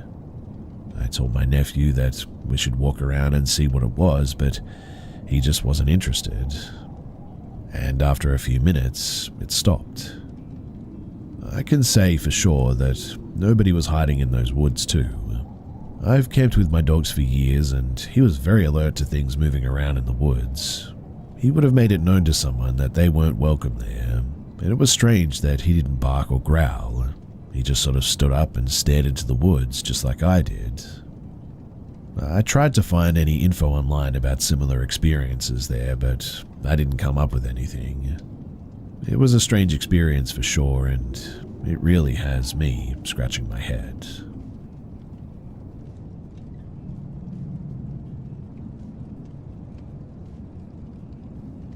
It was evening at my mum's house at around 9 or 10 p.m. I was about to cook something in our dirty kitchen. The kitchen is located at the backmost part of our house. It's at the very corner of our lot in between two rooms, the neighbour's property, and a half wall opening to an open lot. The wall is about 5 feet with metal bars and chicken wire on top to prevent snakes and rodents going inside of our home. I turned on the lights though and instantly was greeted by this white, bald humanoid. I'll call it humanoid, but it definitely was not human. It had bloody red veins on its head. It had long fingers, or nails, I'm not really sure, that were as long as its head. It was poking up behind the upper left corner of the half wall. I just froze there trying to make out what the heck this was that I was looking at. I think it must have been a good 5 seconds that I was just standing there. Its hand moved in a sort of fanning motion, I guess. A good example of this is when an Oriental person folds a fan or opens and then closes it, in that sort of motion. Its hands were in front of its face doing this, simultaneously going down the half wall, disappearing from view. And when it was gone, boy did I storm out of that kitchen. Now, this year, we were there for the holidays and we were about to leave the house when it happened. My wife said that she had seen a pale white arm from the room adjacent to the dirty kitchen. As she described it, the hand did the same fan-like motion and vanished to the room. My wife said that the arm had a sort of shadow to it, and the arm poked out of the door, and when the arm disappeared, she got closer to take a look, and weirdly, she found that the door to the room was actually closed. So, how was an arm there to begin with? I didn't tell the first story to my mother, but when my wife saw the thing and that it seems like it's already inside this house, we asked her to burn some incense in that part of the house to try to get rid of it. But my questions are, what is this creature? Has anyone had a similar experience? And what did you do to get it to leave your house alone?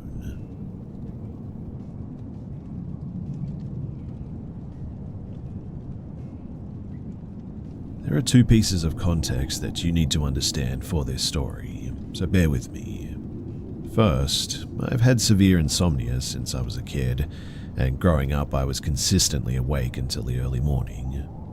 And 2, the second floor of my house at the time was one room. My bed was in the corner, separated from the rest of the room by bookshelves and a wardrobe, but they didn't reach the ceiling and there was no door, so I could see and hear anything happening on the second floor.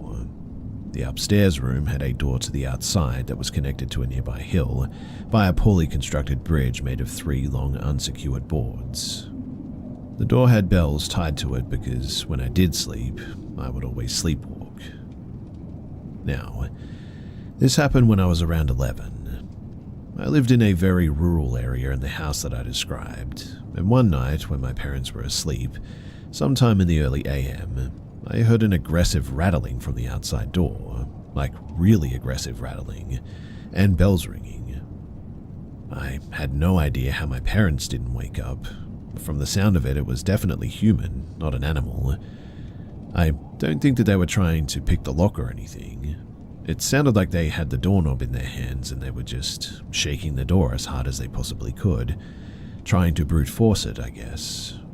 Mind you, they're standing on a few wobbling planks of wood around 10 feet off the ground, which was cement, so kicking the door down wasn't exactly a viable option here. They shook the door for several minutes though, then took a pause before trying again. They did this repeatedly. And as soon as I'd begin thinking that they'd left, the rattling would start again. They couldn't get in because the upstairs door was always locked, due to it being unsafe and all, but the downstairs door to the house was always unlocked. We lived a considerable drive from the nearest house and the road was barely usable anyway, so we just didn't think that we needed to lock it, ironically enough. All this person had to do was try the front door.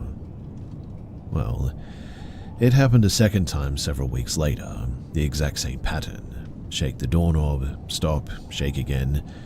They still didn't try the front door, but after that they never tried it again, as far as I'm aware anyway, despite me going to bed every night expecting them, which is honestly the best ending that one can hope for given the circumstances. Now, I live a 9-hour drive from that house and life has gone on. It does feel kind of weird that I have no idea who did it, and that I could meet them without even realizing. Maybe I already have. But as far as scariest moments of my life go, this definitely makes the top 10. It was that paralyzing fear where you cannot move or scream. I couldn't alert my parents, I couldn't do anything. If they had gotten inside, I probably wouldn't have even run. To this day, I have nightmares where something bad happens and I cannot scream. My parents still think that I'm lying about all of this, and after talking with my brother, I found out that he was woken up that night and heard it too. His bed was closer to the door, so he could probably hear it better than even me. And despite not having many people, the area that I'm from has a very high murder and disappearance rate. There was a murder the year that this happened that took place on the road that I lived on, in fact. And who knows, maybe the guy that they booked for that is my mystery culprit.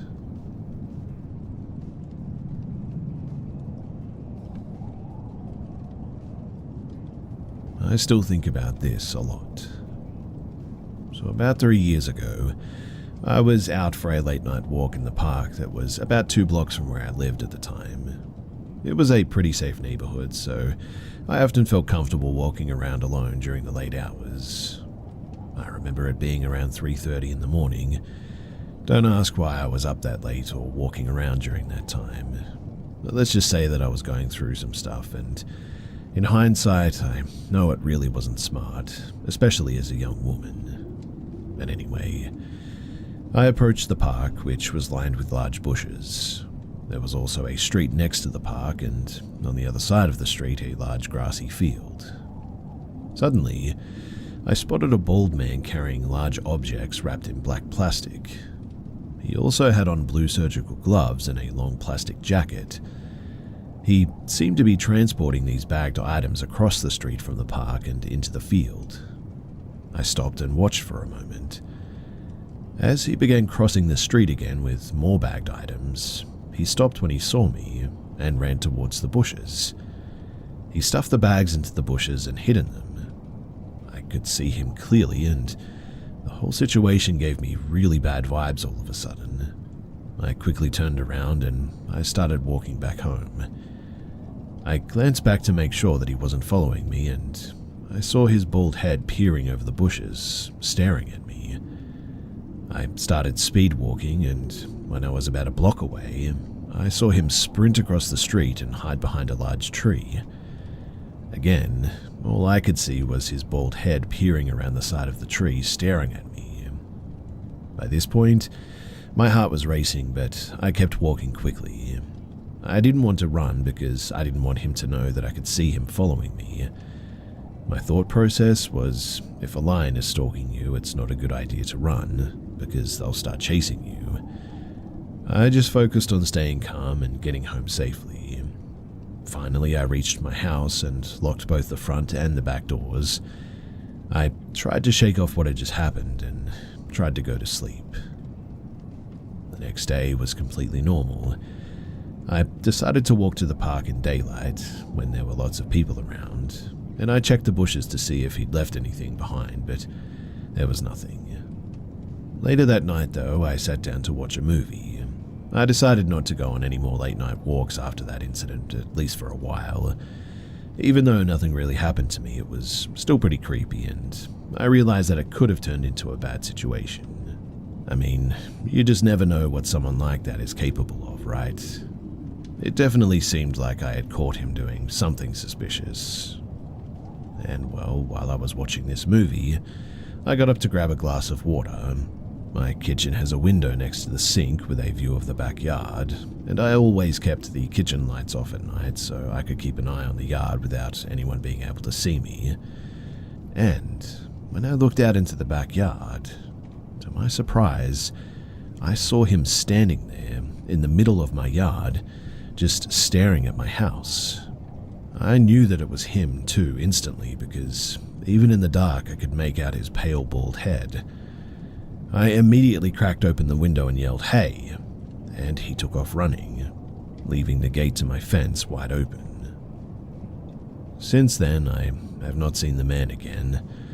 I still have no idea what he was doing there that night, or what his intentions were in following me home and stalking my house like that.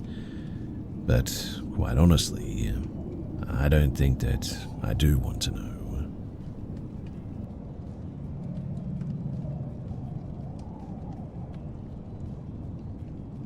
So my ancestors came from a very small town, and back then, everyone had outhouses due to no actual plumbing or even underground water lines or anything. I believe that this is still the case too.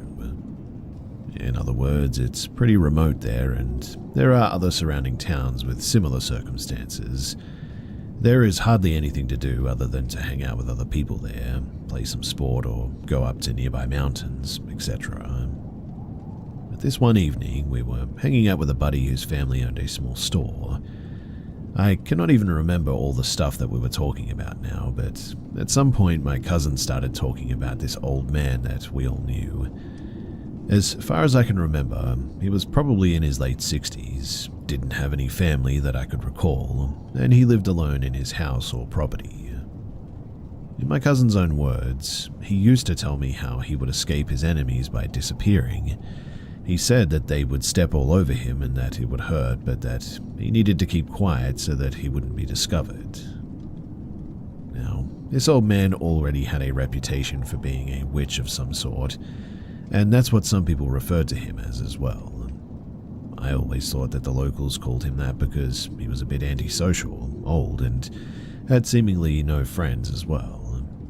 But my cousin would talk to him on occasion as he walked through the town, just a simple "hey, mister, and how's it going?" that sort of thing.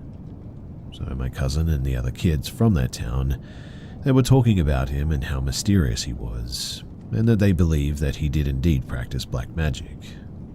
So after we were done talking, it was probably around 10 p.m. now.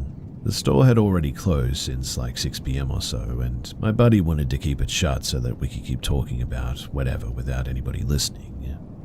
So once we left, this old man's house was about 3 properties away from the store, and while we were still talking about it, he was apparently looking over his abode wall, which was maybe 6 feet tall, and he was not as tall as that, so he may have been standing on a chair or something, but he was leaning over the wall and had the creepiest ear-to-ear smile on his face while kind of nodding his head up and down while watching us walk down the road.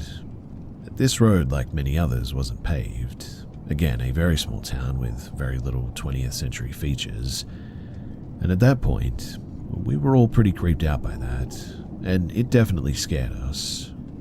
Of course, there was no way to tell if he really was a skinwalker or anything, but at that point, I firmly believed that he was something evil, and I wanted nothing to do with him.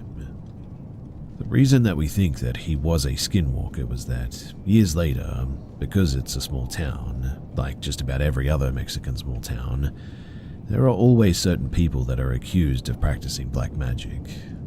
Most of the time, these people are accused of being something that is supposed to be witches that transform into owls. So the fact that my cousin said that he could disappear, I figured now that that means that he can transform, and that's why I now believe that he was a skinwalker. In any case, I really have no proof for that, but it was odd that he was listening to us like that, and sort of knew that we were talking about him. Which begs the question, did his black magic powers help him realize that we were talking about him? Because otherwise, what the heck was he doing leaning over the wall with that creepy smile like that? At a time of night when most people were asleep as well? The whole thing was just weird and really ominous. Most times, people refer to skinwalkers as folks in the US, particularly natives. But now that I think about it, skinwalkers have always been prevalent in Mexico, except we don't call them that. However, one can easily see the overlapping culture between Mexico and native Indian tribes for sure. Anyway, like I said, the whole situation was really weird, and obviously a lot of this is speculation, but still, how did he know that we were talking about him?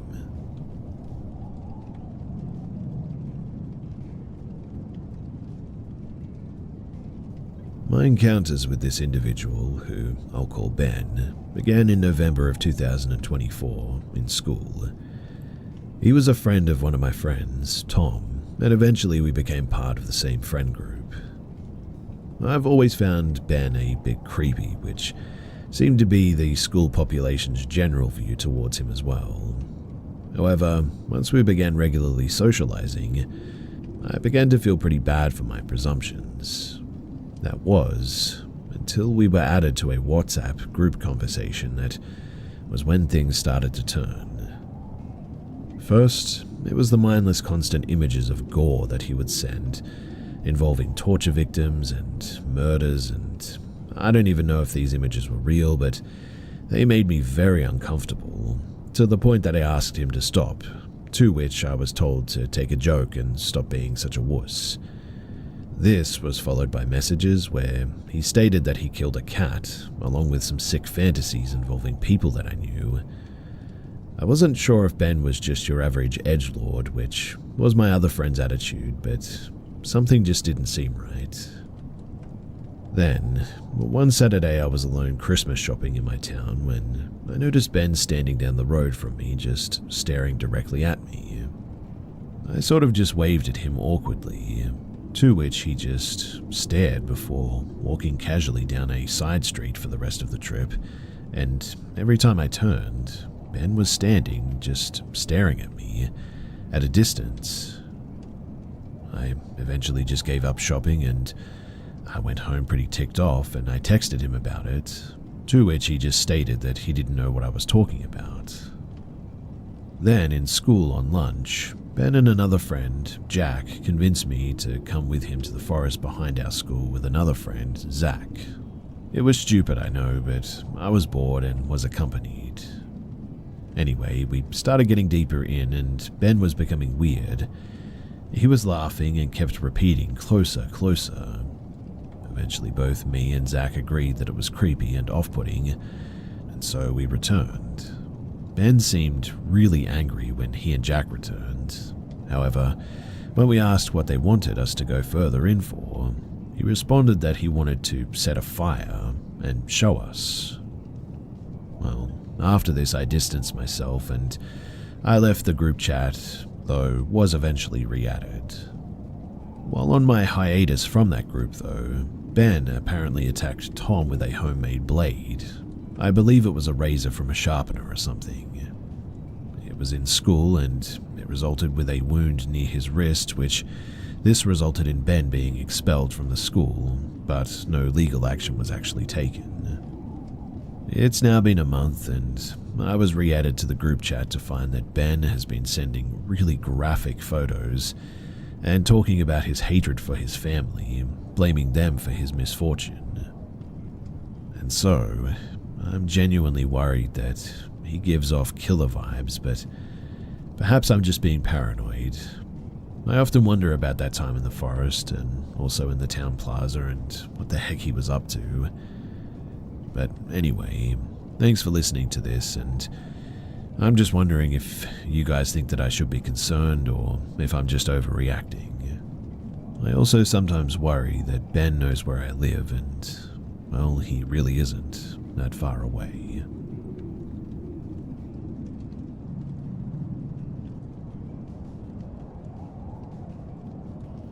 I was living in Asia at the time when I had a strange and unsettling dream. In it, I was back at my mum's house in England, where my nephew had been staying for the past 2 months after going through a difficult time. My sister was there too, and we'd had an argument. I usually stayed in her room when visiting, but she wouldn't give it up for me that time. So I was left wondering where I could sleep, and my old bedroom was out of the question because I was allergic to something in it or whatever. In the dream, I asked my mum, "Can I stay in my room?" and she responded, "I don't know where your nephew is. He's either asleep or he's dead." It was so unlike her to say something so dark like that. But I woke up suddenly at 2 a.m., heart racing, thinking how strange that was.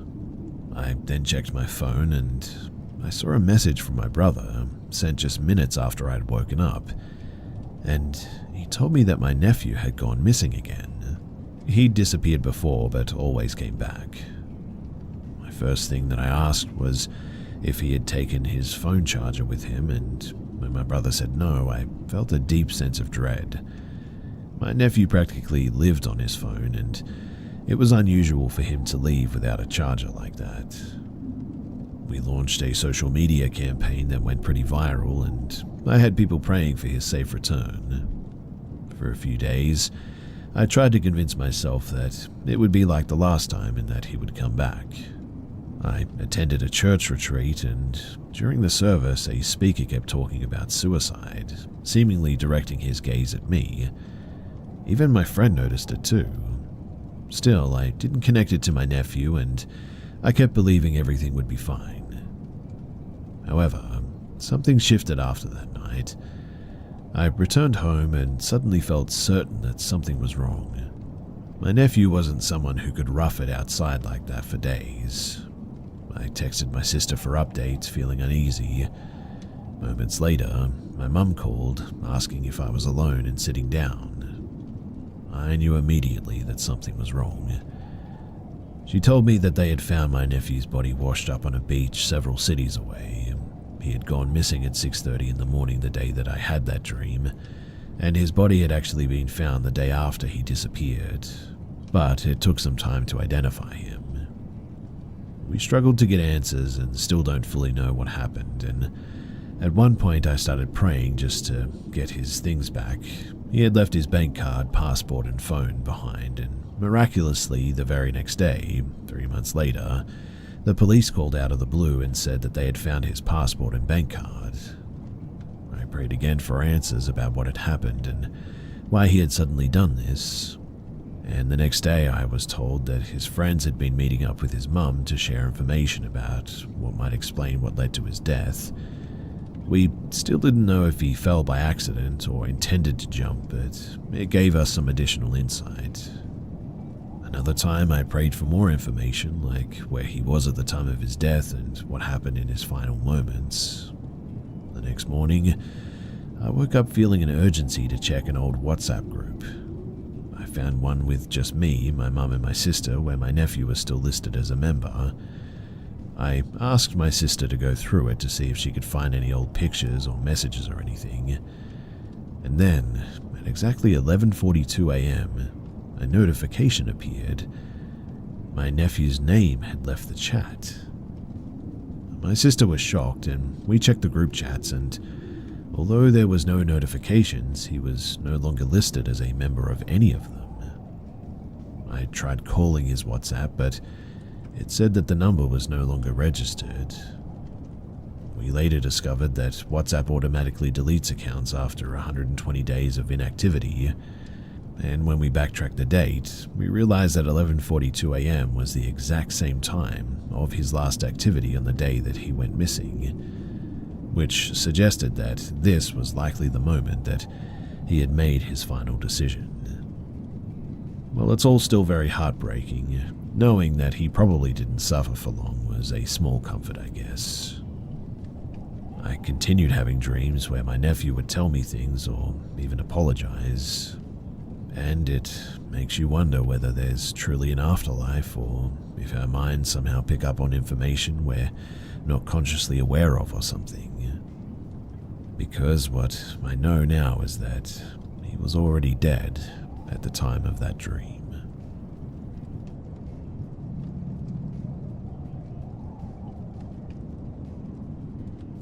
So my brother Brian and I grew up very close. Movie nights with family, family dinners, game nights, holidays, family road trips, very normal stuff.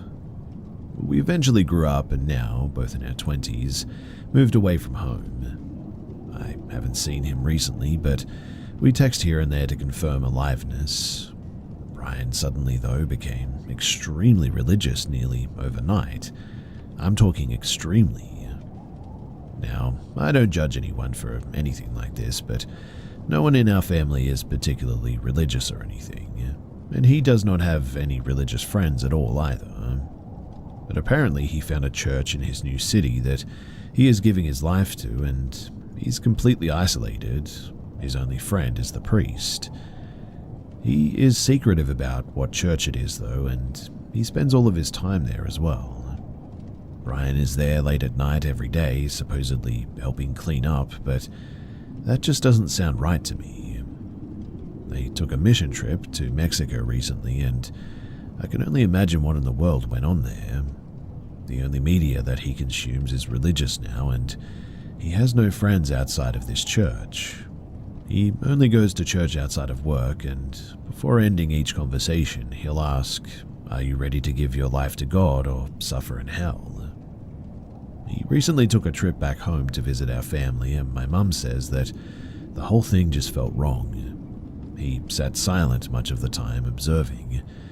Otherwise, he looked far removed, even while looking right at her. His energy filled the room and made her feel very uncomfortable.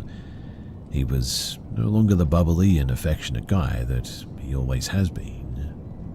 He kept his distance and had nothing to say, really. And when he left, she said that she doesn't expect that he'll be coming back either. Once a month, we catch up by playing video games together, and we'll play for hours. This is our bonding time. I entertain his religious conversations, regardless of my opinion. Our last game night, he had so much fun that he wouldn't let me log off until around 2 a.m. And I recently found out that he gave his console away to a church member. I was pretty upset by that. I felt like he didn't think about what that meant. We are not the phone call types, but we love video games and played growing up together, so game nights were perfect for us. He called me though the other night to address the issue, and he gave it away because his future wife, a premonition, is coming and she wouldn't like him playing with the other girls, and he doesn't have time for anything except the church now. I know that this sounds absolutely too insane to be real, but unfortunately it is. He assured me that he will be completely cutting me off because his premonition wife is more important than his relationship with me. He spoke with such clarity that it was terrifying to be so deluded yet so sure of yourself like this. But what type of church influences you to cut off family and friends like this? He'll be moving overseas to find his premonition wife soon, apparently. I was pretty shocked by that. A premonition? Really? Our dad called him and asked why he needed to cut me off, and you must feel for her another way than for your sister like that. But Brian avoided the question and didn't answer. Yeah, I know. How could it get worse than a premonition wife? But I'm sick for many reasons. Losing sleep. I fear that my brother is in some sort of cult while under religious psychosis or something.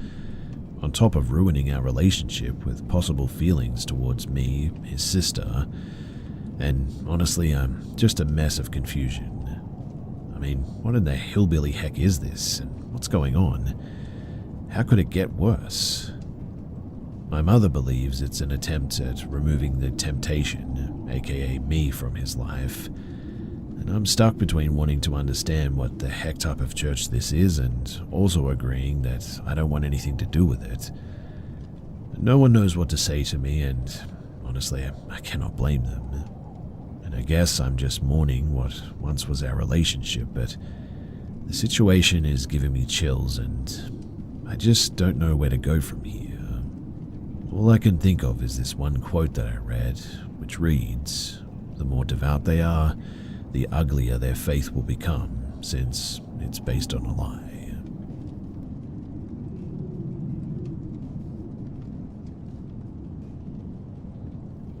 I was born in 1999, and around 2008, when I was about 9 years old, I lived with my mum, stepdad, and 2 sisters. An older sister, 2 years older than me, and a younger sister, 4 years younger, on the 3rd floor of an apartment building in the south of France. The apartment wasn't very big and had 2 bedrooms, one at each end of the apartment. We were set up like this. My stepdad, mum, and little sister shared 1 bedroom near the living room, and my older sister and I shared the 2nd bedroom. The apartment was in an old building that had been renovated several times, but still felt pretty ancient. We sometimes heard strange things, I guess you could say. My mum once heard the sound of blankets dragging across the hallway outside of her room, thinking that it was my older sister sleepwalking, which she did occasionally. My mum opened the door, but as soon as she did, the sound stopped. Another time, she and my stepdad were woken up by someone aggressively rattling their bedroom doorknob. They even had an out-of-body experience on occasion. One night, though, in 2008, I was sleeping in my room with my sister when I woke up in the middle of the night for no apparent reason.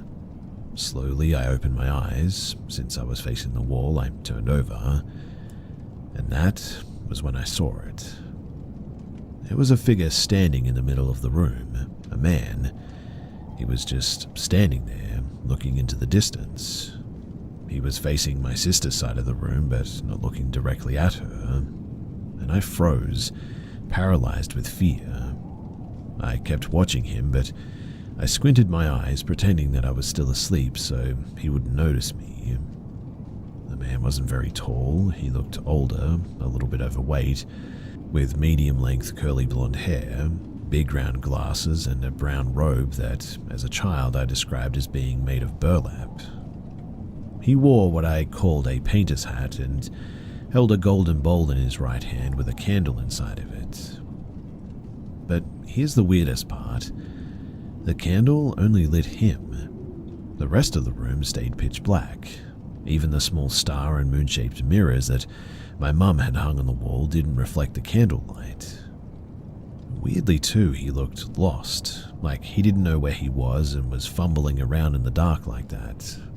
He took cautious, tiny steps, looking around nervously. My first instinct was to hide under the covers as quietly as I could. Once I was under the blanket, I started telling myself that this whole thing had to be a dream. I remembered seeing cartoon characters pinch themselves to check if they were dreaming, so I started pinching my forearm as hard as I could. Then I slowly peeked out of the blanket, and he was still there. I squeezed my eyes shut as tightly as possible, thinking that if I opened them, he'd be gone, but when I opened them, he was still there. I tried again, squeezing my eyes shut, opening them, and still there. Again and again, I tried this. People have told me that it must have been sleep paralysis, but as far as I know, I've never had it before or since then. Plus, sleep paralysis is called that for a reason. You're supposed to be paralyzed, right? But I definitely wasn't. Well, eventually I hid under the blankets and looked one more time, and he was gone. And after that, I didn't sleep that night. We moved out of the apartment a few years later. The neighbor below us moved into our old place. Her son and I are friends, but we lost contact over the years, so I have no idea if they ever experienced anything similar to what I did that night.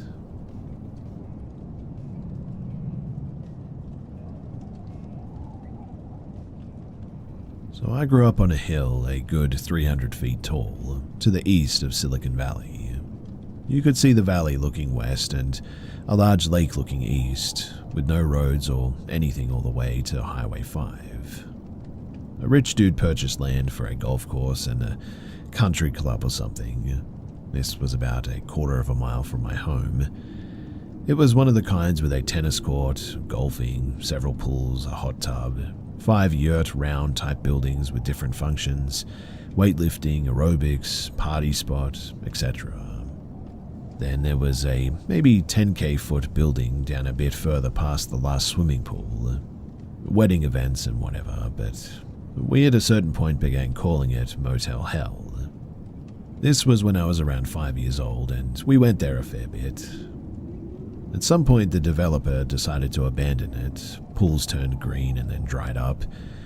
We were in our early teenage years at this point, running about, toilet papering neighbors, running about in the middle of the night as we thought that we were invincible, shooting flare guns at cops, etc. Doing things that would get you thrown in jail as a terrorist these days. It's pretty sad how that has changed, but anyway, we had seen these ritual drawings and such in various locations around the place at some stage. We learned about some of them from the library, and when we would go into the 10k foot party location, there would be large drawings on the floors, the walls, etc. And we would all notice that even if it was 100 degrees outside, it could be cold almost to seeing your breath in there. We also knew that there were people there at night, because our bus stop was in the parking lot, and we would spend mornings breaking the many hundreds of bottles left sitting around by the older teenagers at night. My friend's house was just over the driving range, and he moved in and could see visible writing on his walls at certain times of the day. It looked like it was invisible ink, creating a ritual space for magic, and not good stuff if you ask me. He had some difficult times there, and I witnessed some really weird stuff there as well. Anyway, one day we're out running around at about 2 in the morning one Friday.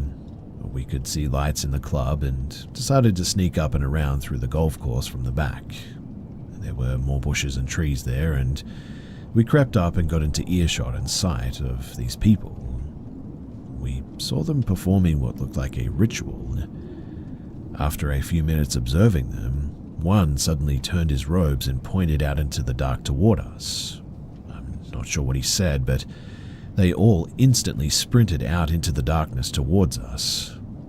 It wasn't like they could catch us, but they tried for a good hour, I would say, not realizing that we were right next to them under the bushes, up trees, etc., sprinting from hiding spot to hiding spot sporadically as they combed the golf course for us. We hunkered down at one point after they lost us, but after that we left and we promised that we would never go back there again, because whatever they were doing, it really didn't seem good.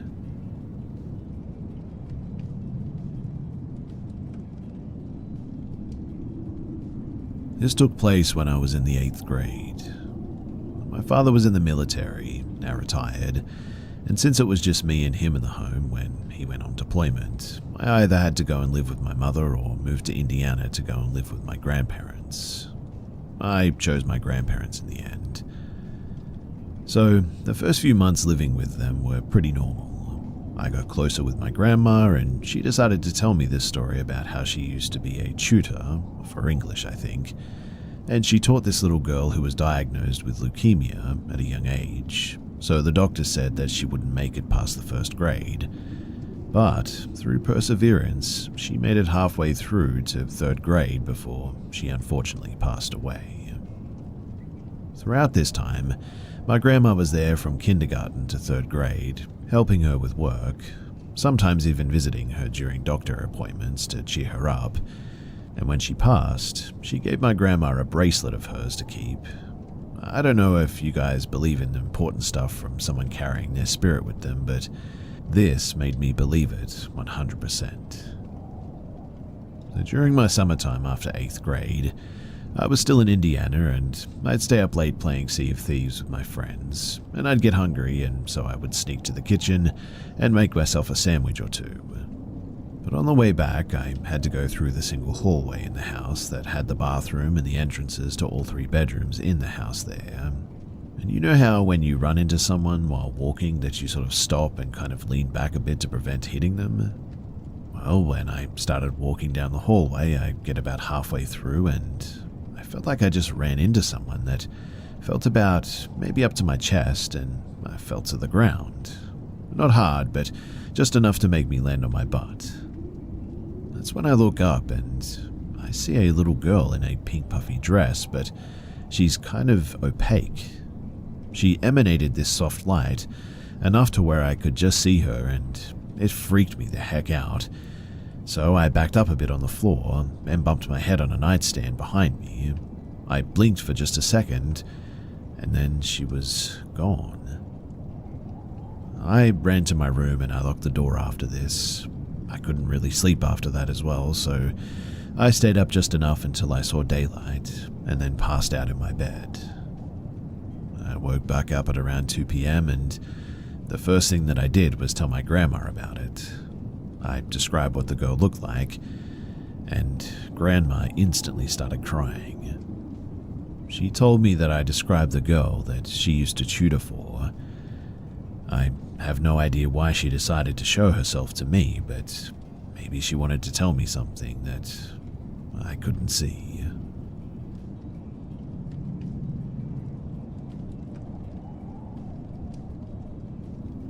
I work for film production, and we were shooting a horror film in an old house one day, built in the 1940s.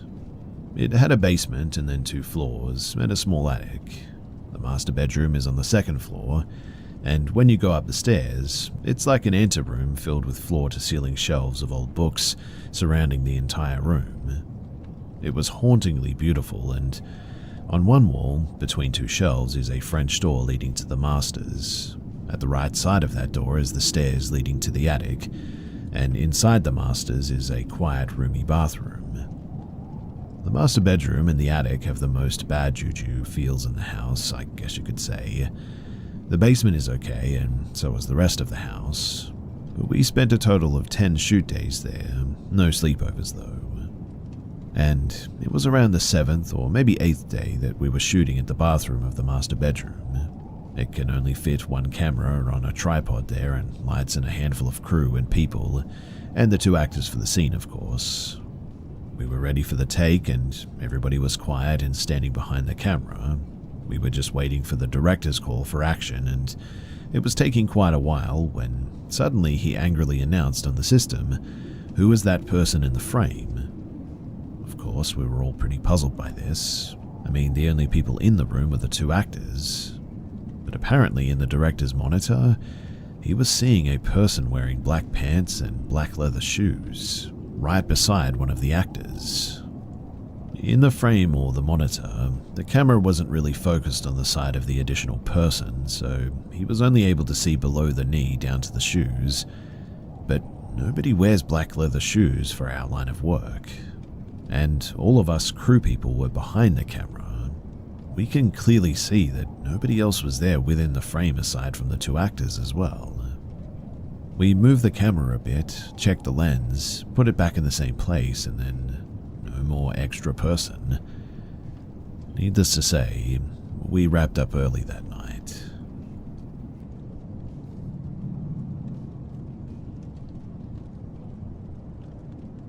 So I'm female and 20, and I've never really been one to believe in supernatural stuff. But what has happened to me over the past 3 weeks, well, it's changed everything. This story is going to sound a bit insane, but I need to get this off my chest. It all started when I was alone at my aunt's house. Let's call her Aunt A, while she and her husband were on vacation. I was in the bathroom one morning, just about to close the door, when I saw them, my aunt and her husband entering the door. I even feel her hand cold holding the door and touching me. It looked completely real, but here's the thing. They were supposed to be on vacation. I called out, but no one answered, and when I checked the living room, it was empty. I couldn't understand what was happening. Things got even weirder after that, though. My mum, who was also at the house, told me that she saw my niece punch her in the arm, but that kid was with my Auntie A in another continent. My mum was freaked out, and honestly, I was starting to feel like I was losing it. That night, my mother and I woke up with bruises all over our bodies, and I can assure you that they weren't from bumping into anything, but deep, dark bruises, like somebody had grabbed us while we were asleep. On top of that, we both had terrifying nightmares. It felt like we didn't even really sleep, like something was attacking us while we were unconscious. But it didn't stop there. One night after we had left my Aunt A's house, I woke up in my own apartment to the most terrifying thing that I have ever seen. Because there, outside of my window, my dead Aunt B face was staring in. She had passed away though, 16 years ago, and I can assure you that it was her. Her eyes were wide and wild, staring directly at me with a horrible smile, and I couldn't move. I was frozen. At first, I thought maybe I was dreaming, but my mother saw it too. We both saw her. But here's the worst part. Even though I moved out of my Aunt A's house, the strange occurrences just didn't stop. In fact, it's only gotten worse. I started hearing things, footsteps when nobody was there, whispers, spirits walking around. But it didn't stop at night. These ghostly figures with deformed faces and weird, unsettling smiles started appearing wherever I was. Sometimes they'd be people that I didn't even recognize. Sometimes they'd be dead family members. I'd see them at work, at the store, even in my car at times. This whole thing got to the point where I actually had an incident at work. I couldn't concentrate, couldn't focus on anything, and I saw two of these things following me. I ran yelling and crying, and I ended up fainting because I fell from the second floor right there in the middle of a shift. I woke up in a psychiatric hospital, confused and scared, not even sure how I got there. My coworker said that I started panicking and yelling that it was something in front of my hospital room trying to kill me, and of course no one saw anything. I've tried everything to make it stop. I've put holy water around my apartment, and I've even called a psychic to help, but nothing works. In my culture, we believe that bad spirits target vulnerable people, and it feels like I'm being followed, like something bad is trying to claim me. The ghostly faces still appear, sometimes with twisted, smiling expressions, and I'm afraid that it's only a matter of time before something worse happens. Which is why I'm here. I really don't know what to do anymore. I feel like I'm losing my grip on reality, and I cannot escape these visions. I'm scared to go to sleep, scared to leave my home. My psychiatrist thinks it's trauma and a PTSD response, or worse, schizophrenic disorder, which, of course, I don't have. But has anyone experienced anything like this? And if you did, what the heck did you do about it? If you know anything, then please do tell me, because I need answers.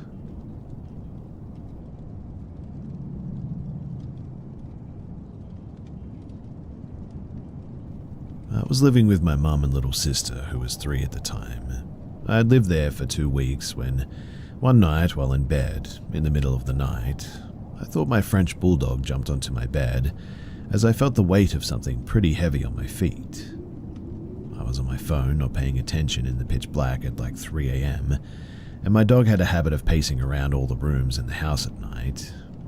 I didn't look as I was so sure that it was her because of the sheer weight of it, and the mattress was dipping too, until I went to try and move my feet as I had pins and needles, and looked up from my phone and saw that the dog was not there.